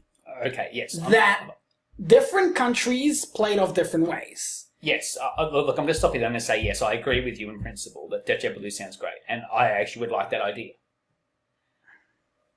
But what I'm getting at is that's not the system we set up at Bretton Woods. The system that was set up by Keynes and his team in the Bretton Woods negotiations during and after World War II was a system where deficit spending was of benefit. And this is where you get left-centrist economists and you get far-left economists. Now, if you're a far-left economist, and I'm probably far-left and I studied some economics, I think there's legitimacy in what you talk about debt jubilee, 100%. But I don't agree with the fact that you can't spend your way out of deficit. And you actually can. And the examples are numerous. Have a look at Europe after World War II. Have a look at America during the Great Depression. Yeah. So the New Deal was him saying, we're so far in debt, but I'm going to print a shitload more money and I'm going to put people to work. They're going to create economic activity. They're going to buy stuff with their wages. They're going to pay me tax back. And I can then grow the pie out of debt. And that's actually what happened. Listen. But that's what happened. You cannot. Let's be clear here. The reason why you could buy, you could go to the shopping in 1920 and spend $5 to fill up this much, and now you need to spend $150. You can't grow out of debt. Mathematics of it means that interest is constantly growing faster, at a faster rate than it doesn't. Even if the people are, all the money's coming back to you, right? If I have $100 and I loan it to you, and then you pay me back, but with interest. If you were to pay back, if all the world's debt were to be paid back, there would be still trillions of dollars being owed and zero money in everybody's account. You got to hang on, Sonny, stop. You got to understand. I'm not arguing that you can get out of debt, because out of debt is not where countries need to be in this system. We're arguing different premises. Let me clarify the premise. What I'm trying to explain here is that what you're saying is that with this notion of you have this much. Here, I'll also sort of do the visual graphic on the screen, right? You have this much, you owe that much. If you did this, you see what I mean? You create this much more debt and this much more money. You owe now 3 times more than you have.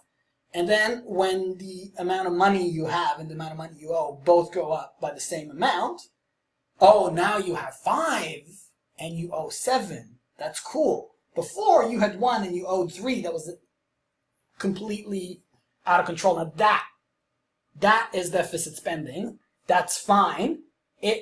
Even that has mathematical limitations, because eventually, 100 years down the track, this is going to be $1 million mug.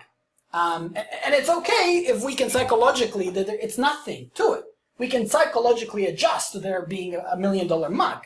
But I think once you do that too fast, if that doesn't take 100 years, if that takes 10 years, then the whole economy is built on trust. That trust evaporates, people raise panic, and you have to build a whole economic system from scratch, and so on. Okay, yes, I've understood what your point is. There's a couple of points to address in that. 1, let's take 1 to 3 and 5 to 7. Yeah. So the amount of debt versus spending hasn't changed. It's still 2, right? What has changed? The amount of assets versus debt. Yeah. But the percentage of that The versus the whole percentage has changed. reduced. Yes, drastically. Right. Yes. So look at 1 to 3, look at 5 to 7, and then look at 30 to 32. What do you get? You get far Completely less debt manageable. percentage-wise. That's deficit spending. Secondly, deficit spending has the benefit of the money multiplier, velocity of money stuff. So if you give a poor person a job building a road, or sweeping the streets, or planting trees in the park, or weeding the public gardens, Yep. they're going to spend that money in a shop. True. The shop pays the wage, he's going to spend the money at another shop, money multiplier, right? So this is the point, that you can actually spend your way out of debt. And the 1 to 3, 5 to 7 argument is what neoliberals use to not spend in No, deficit neoliberals times. never use this argument, ever. No, they actually do. What they say 1, 3, 5 to 7. What they say is actually your defending debt that you accumulate now will have to be paid off by your grandkids. Oh my God, they're going to be in debt. Like there's some point where we get to zero balance again. Yeah, it'll never happen. Ever. So what It's you have to do theoretically is impossible. deficit spend. Again. That's what you have to do. That's a neoliberal argument. It doesn't work. No, what you I have agree. to do is deficit spend. You have to say, you know what? Rather than constricting the economy to The create part- more money to pay off debts. I have no issue with deficit spending. But that's my point. You can do it. It doesn't have a mathematical limit, say, is what I'm saying. No, this is where I disagree. How? Because, let's say we have a sound economy with the amount of money. Imagine even your wages are going up, but it's not perfectly linear. On average, prices go up 10% each week. Yep. And on average, even the wages are tracking the prices. Mm-hmm. But it's kind of chaotic. I'm just at an average. Sometimes they double. Sometimes they stay the same for a week. The point is the speed at which prices inflate, at which we grow the money supply and the debt, the speed at which the real money is catching up to the debt. Remember, that gap has to constantly grow forever. Even if you go from 1 to 3 to 5 to 7, in a decade, you are 5 to 10. And now you got to go to 15 and 20. No. The gap has to grow forever. No! It's mathematically certain. Hang on, Sonny, stop. Unless you have negative stop. interest rates. Without negative interest rates, the gap growing forever is mathematically certain. Again, that's not how it works. So let me explain why it doesn't work that way. I know this stuff pretty well. I've read... Because that's an idea of a zero-sum game. What you're giving me is the idea that economics is zero-sum. So there's a winner and a loser. No, it's there's not a zero. philosophical. There is no zero-sum game, winner, loser. No. This is pure mathematics. There is money loaned at interest. Sonny, let me finish. The equation never balances.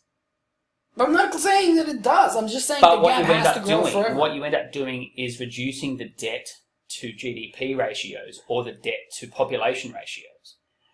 So your argument is that because of the way economics and mathematics works, because every person will naturally get more debt than they can spend, or there's a kind of a multiplier effect that says the 5 to 10 becomes 5 to 20, becomes 15 to 30, and there's kind of this larger... That's not how it works. The reason it doesn't work that way is because... What do you mean it doesn't work that way? The prices of, like, A banana now costs 100 times more than 100 years ago. That's exactly because it works that way. I'm not doubting that. What I'm doubting is the idea that that's something to do with just that and nothing else. So increased population has an effect on that. But don't forget, what we're talking about is, again, if I spend $1 and there's 10-cent tax on that, right? That dollar is not gone. It's not finished. No, I'm saying... So when I spend that $1 in a shop, and I paid 10 cents tax on that dollar because I earned it in the first place, right? I've got the $1. I've given 10 cents back to the government. That person gets $1, and he gives 10 cents back to the government. And that person spends this $1. This is $1 making its way around. $1 ends up being, I think economists have worked out to be 90 times 10 its actual value on the face, because it gets spent that many times before it loses its dissipation value completely. And that's the point. Economists who use those arguments don't factor in what's called the velocity of money or the multiplier effect. They just say $1 is $1, and it doesn't get any more value than that. It just stops. As soon as I have it and spend it, it's done. It doesn't have any other effect in the economy. No. And that's the fallacy. And that's the fallacy that creates the idea that because, when I said zero-sum game, what I meant was that inputs and outputs are negative, positive, or zero. Yeah. But that's not how it works. It's actually far more complicated than that when you look at the money multiplier effect. So because my $1 that I've earned or created or borrowed, so I borrowed from the bank, ends up being worth $10, and there's more than $1 in tax that comes out of that $10, actually I can reduce my deficit by expanding the money supply. So let's say that I borrow $1 and I pay 10 cents tax on it, and that dollar has a multiplier effect without further borrowing, by the way, because the dollar's now spent into the economy, of 10 cents per time it's spent. I've actually paid back that original $1 in tax already. I've done that. That's said and done. And that's assuming that it's only spent 10 times. Yeah. That's the problem with your analysis. No, that you forget the idea that you actually can spend. The dollar is worth more than just one cent. I know, but every time it transfers accounts, people can loan out 90% of whatever is... I'm not transferring. If I buy a guitar off you and you declare it on your income as an asset, you pay tax on the income you took from me, but the dollar isn't borrowed again. The dollar's already borrowed into existence. Yeah, if I have that $1 in my bank account, it is borrowed again because... No, but hang on, it's not borrowed by you again. That $1... It's borrowed by my bank. It might be lent out by other people. Yeah, lent out by the bank. But it's not. It doesn't go further into the debt of the country.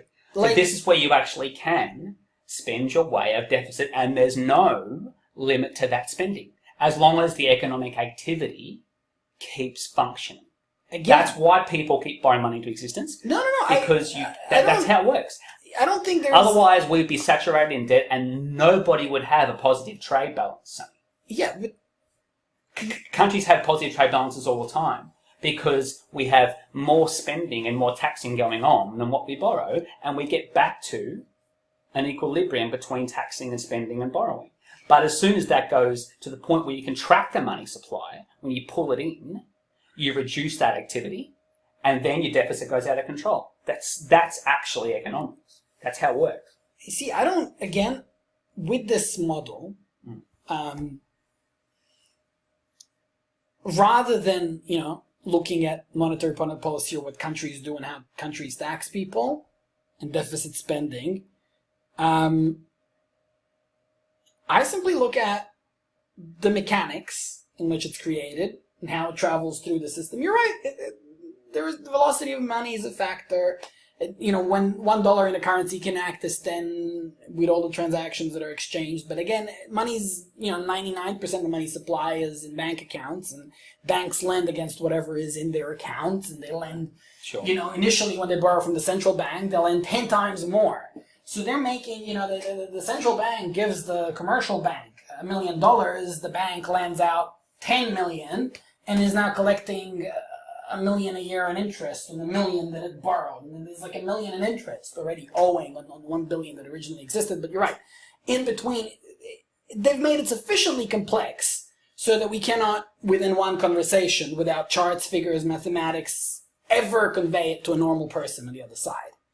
But the mathematical reality of the system that we have, you're right, spending your way from a big debt and then the government's borrowing more money because of debt, there is no limit to that in terms of healthy economic conditions. The limit to it is that inflation has crazier and crazier numerical figures to it. That's it. That's the only problem. So let me address that point.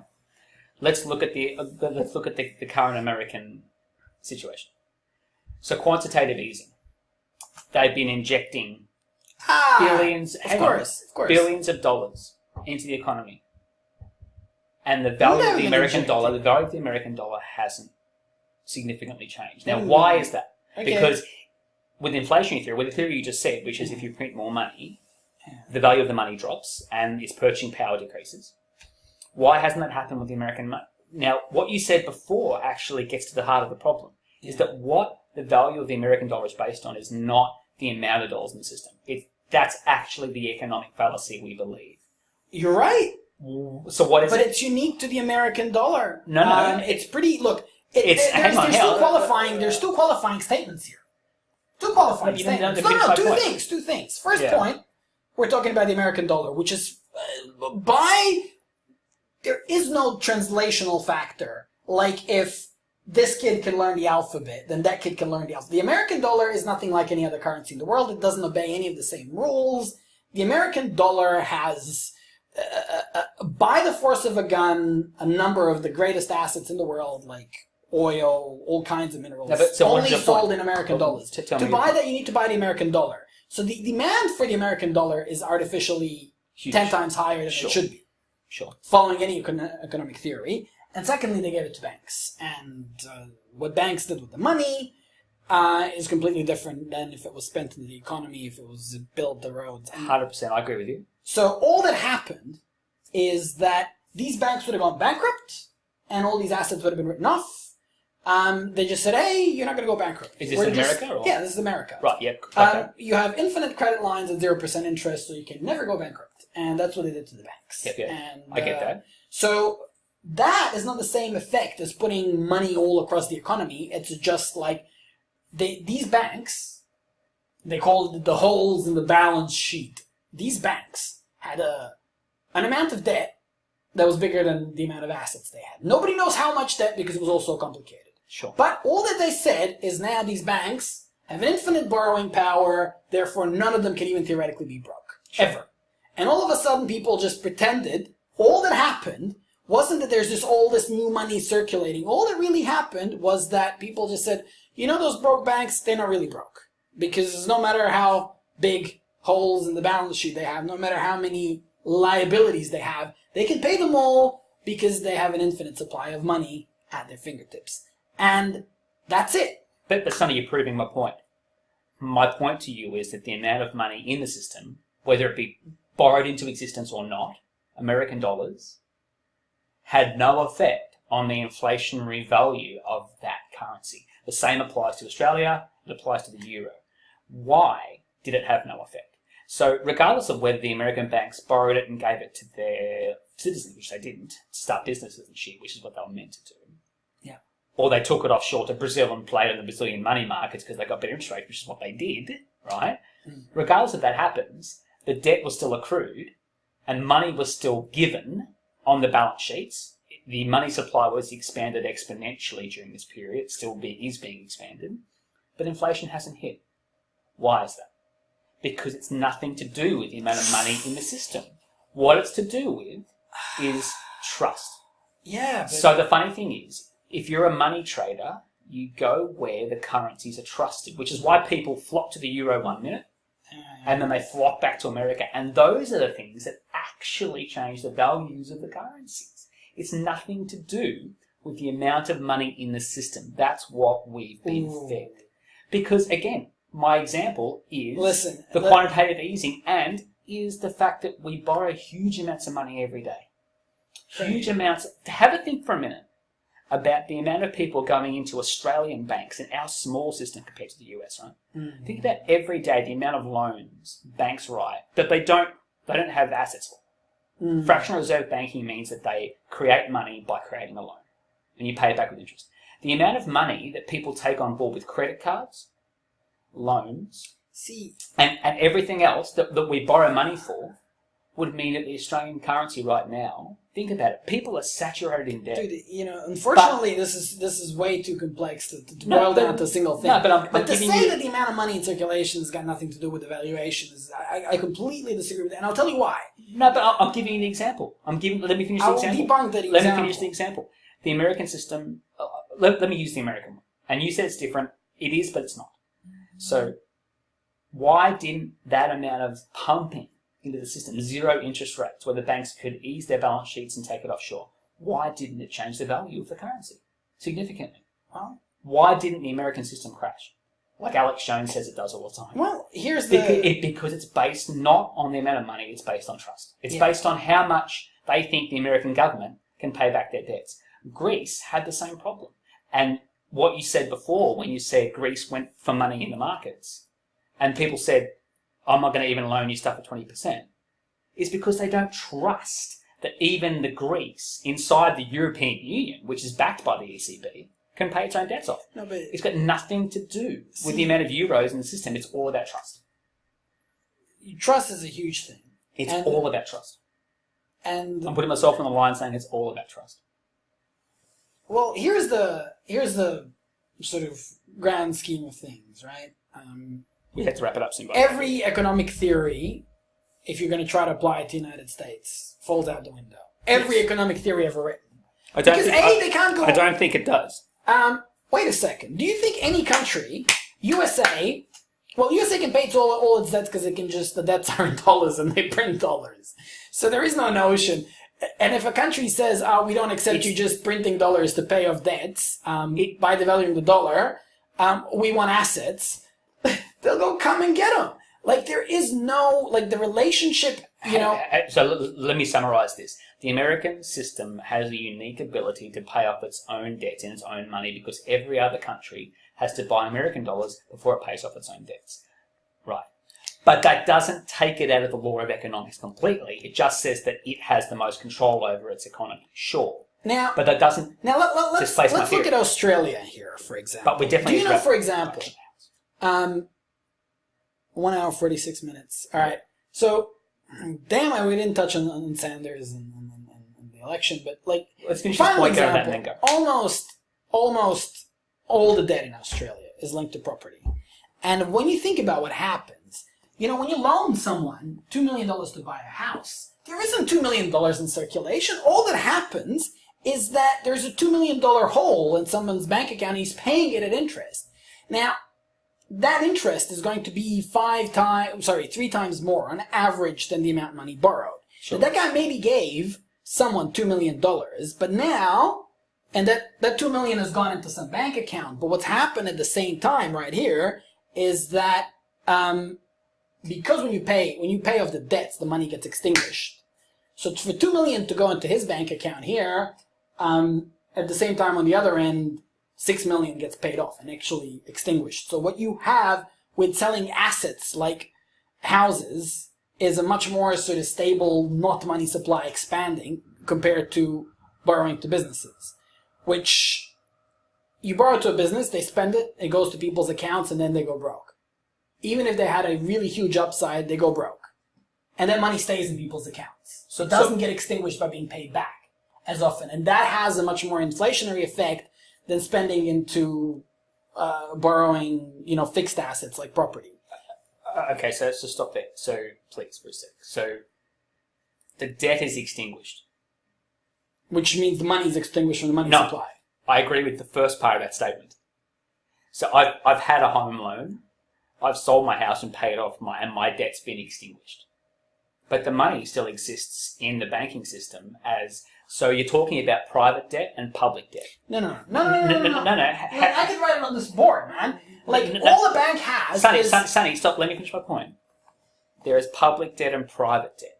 The bank, when it loans me money, loans me money because the money's been borrowed into existence by me, but through the banking system, which is a public debt, and it's gone on to a private debt. I've extinguished my private debt, but that money that I borrowed in existence has gone back into the bank to be, in theory, reloaned or used as the fractional reserve to loan more money out. It hasn't left existence. My debt has left existence. But the money itself is like, it doesn't disappear. It keeps circulating. That's the point. You're missing the point about the fact that the money itself is separate. Money is debt. But in this system, they're not the same thing. Right. Here's the thing. You owe, today, you have $1 million, and the bank is owed $1 million. They didn't have it to give it to you. I agree with you. Yeah. They didn't have it to give it to you. So when you pay it back, it disappears. No. It doesn't. But this is my point. It doesn't disappear. It goes back into the bank to be used as their reserve to be loaned out again. Well, that's not how it works. The point is, and that's why that's the zero sum thinking that I'm talking about that you're doing, which is not correct. That's not how it works. The money stays in existence, even though it's borrowed into existence and it's made out of thin air because of fractional reserve. I get all that. I agree with all that. But it doesn't disappear because the debt is extinguished. That's not how it works. The money stays in existence because it's been borrowed into existence. It doesn't, like if you borrow $1, no matter how you borrow it, it's now in the system. It doesn't go away. Yeah, it doesn't vanish. The debts vanish based on my public debt, like my little balance sheet. Depends what you do with it. But I am not a country. And I am not the money system. It's not how it works. If you're a creditor and you don't actually have the assets, you're just putting numbers into people's accounts, you can just, I loaned him $1 million, I gave it back. Now, what used to be an account that had $1 million is just now nothing because he gave it back. You can loan it to someone else next, but the point is, from their perspective, when people pay money back, assuming that another person the same day doesn't borrow the same amount of money from the bank, borrow the same amount of money, it is extinguished for that moment. It's extinguished from my point of view. No, it's from the whole system point of view. It's not. It stays on the balance sheets. It doesn't. It does. It stays on the balance sheets. How do you think the banks have balance sheets? Dude, their balance sheets... The banks don't operate at a zero level. But look... No. This is something I'm beyond... What we need to do is make our next podcast about economics, and we'll do our research and come back and talk about it. But look, let's touch on a few more points because we should finish soon. We've been back for 2 hours. So, Bernie Sanders. He had to endorse Clinton. There are people who believe he's playing a chess game right now. Roosevelt endorsed his opponent before he took the nomination in 1933. So it's important to know there might be other pieces to come down on that. Secondly, he always said he was going to. I hope against hope, but... So do I. But he always said he was going to, and you can't fault him on keeping to his word. I think, this is what I think. Hillary Clinton... every single person that's ever done what Hillary Clinton has done with handling of confidential information that we're aware of, I'm sure that there are people has gone to jail. She got off because she was powerful. Totally agree.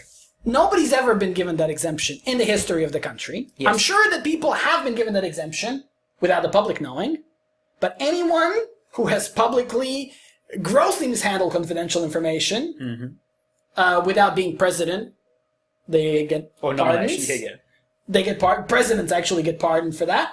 But every other person that came out about has ended up in jail. They haven't found one example of anybody that's been pardoned for that. FBI is just going, well, poof.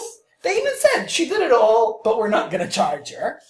So you have complete evidence of gross negligence and recklessness in positions. At the very least. And Sanders says, I don't want to talk about your damn emails, which to me is like Sanders doesn't want to win. Like, if on the weekend my opponent is driving out fucking crashing cars, risking people's lives, and then you say, well, probably nobody died. Like, no, but hang on. So let me stop you there. I agree with you, but I think Sanders did not want to be a spoiler. That's why he ran in the Democratic Party. He wants to not elect a Republican. That's his goal. There's no ego involved. He doesn't want to win for winning's sake. He just wants to not elect a Republican because he knows that if you do, or if they do, they're going off the cliff. And that's what he's worried about. And that's why he endorsed it. And that's why he didn't want to talk about the emails. He wanted to focus on the issues. And that's been his game all along. He said, it's not about me. It's about A, not electing a Republican, and B, a movement I'm starting. And can I just also... I think he's accomplished that. I hope. I don't really think... I was a big Sanders. I still am a big Sanders guy. You know that. I lost all respect for him. I think he's, for want of a better word, this is going to sound horrible, but I think he's a pussy. Frankly, I would understand maybe he wanted to say... I'm sure the feminists in the room had a problem with that. Like, no. If your opponent, a political opponent, like, if you stand for something and you're running against a criminal warmonger, there is no end to scandals with Hillary Clinton. I don't want to get through it because I won't finish for 20 minutes.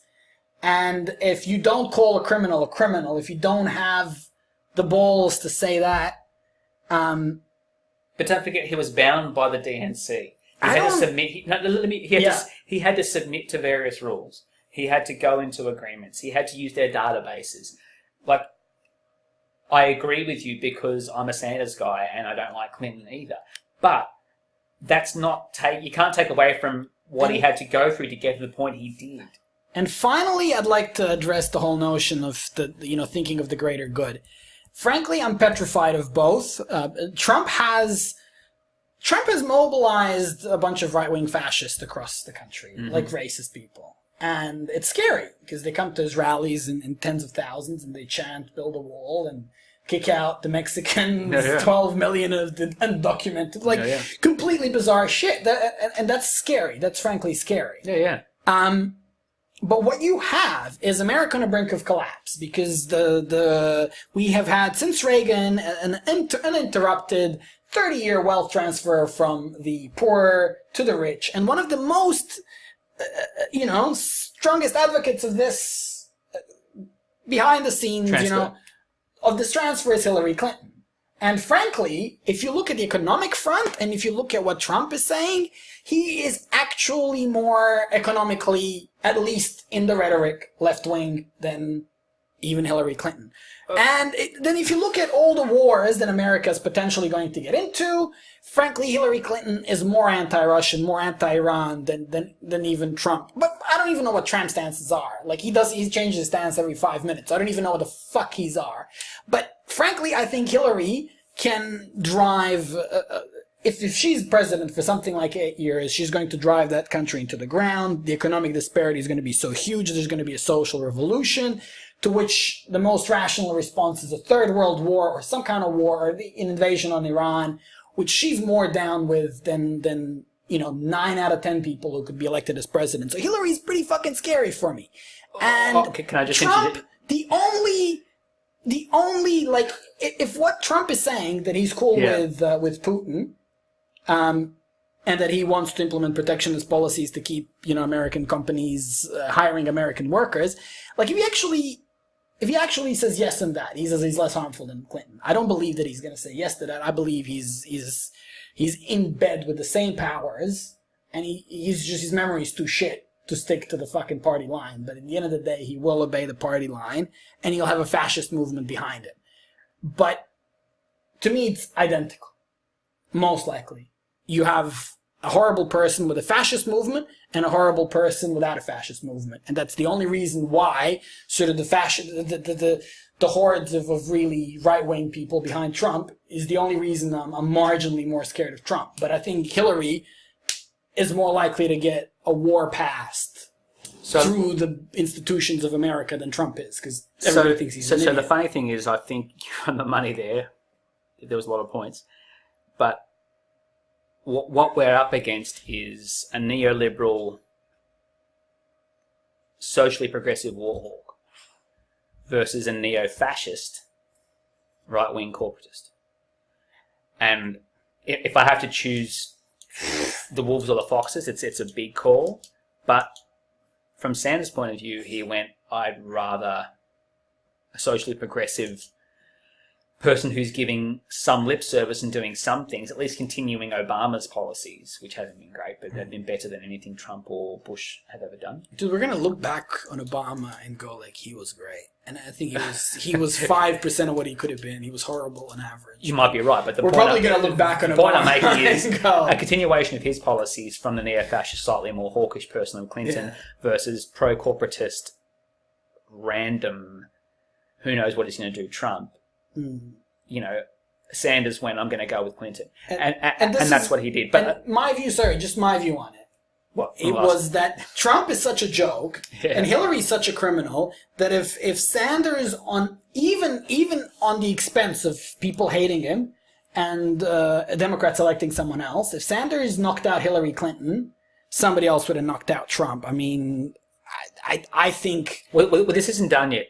Jill Stein is still in the race. The Senate supporters are getting behind her. I think Trump is so horrible that if Democrats have a really weak candidate, and hopefully Hillary's going to be that weak candidate, that may be the third. But again, you have the voting machine, so it's rigged in that regard. So, and again, look, I want to finish it up there with just a quick mention of stuff that came to my mind through fairies and roses bringing them to me at random during the conversation.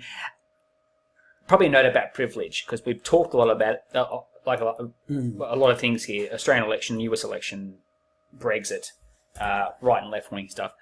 We talk about it from a very privileged position, obviously, because we're white, middle-aged men in a country that supports us and has fairly strong welfare state privileges, etc., and we tend to nativize that. So it's important to know that when we talk about refugees and happenings in Europe and America, we do it from a position where we can sit in front of our expensive computers and microphones and then go out to dinner, have a couple of beers afterwards, and our world is not radically changed by that. So it's important, I think, to think about those ideals when you make those kind of decisions. Now, the reason we're so pro-refugee in terms of we acknowledge they exist and we acknowledge there should be something done about them in a humane way is because we're kind of consciously and unconsciously admitting our privilege. We're kind of saying, we have a better position that people should be envious of when you look at their positions, and therefore they want to come and have what we've got, and we should be extending our arm a little bit to help with that.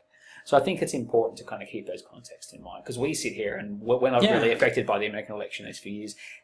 Even electing Malcolm Turnbull's not going to affect us too much for 4 years until he gets thrown out finally.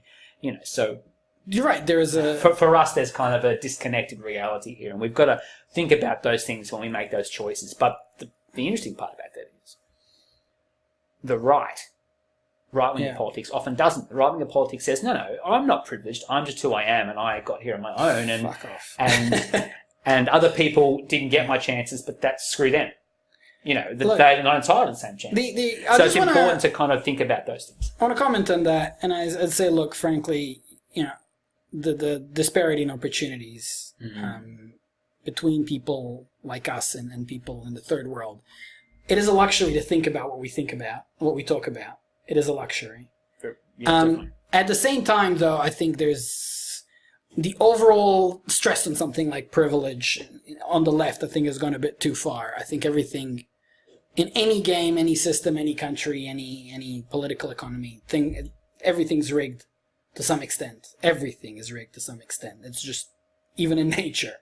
The point is, because everything is rigged, not everything is equally important. Some things are much more rigged than others. And I think that, with there being an observable injustice in every relationship, there always being a power differential with everything, we shouldn't use that. That can be used to distract you from where the biggest power differentials that exist and the ones that you can change are. Oh, look, the funny thing is, I think that I went to see John Pilger speak at one of the last Masters festivals a couple of years ago now, and it was when the gay marriage thing was really hitting its strides.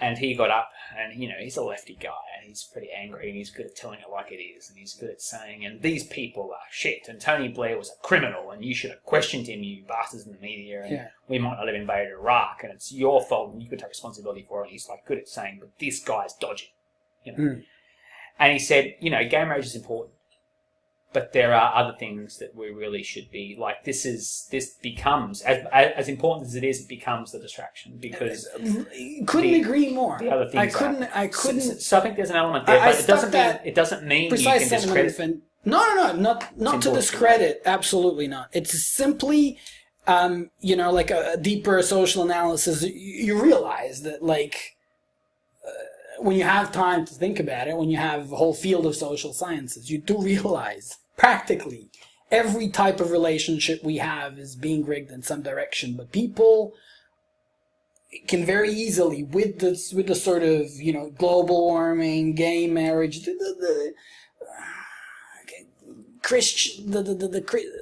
churches and tax exemption, there's 100 hot button issues where something unjust is going on, where people can get inflamed, and the biggest injustices in the world are purely economic. The biggest, most rigged thing is an economic system that gives so much to very few people, fuck all to billions, and maybe, just maybe in the system in which we live, 5% of people are given something like a fair shake that are somewhere in the middle, living in countries like us. You know what you need?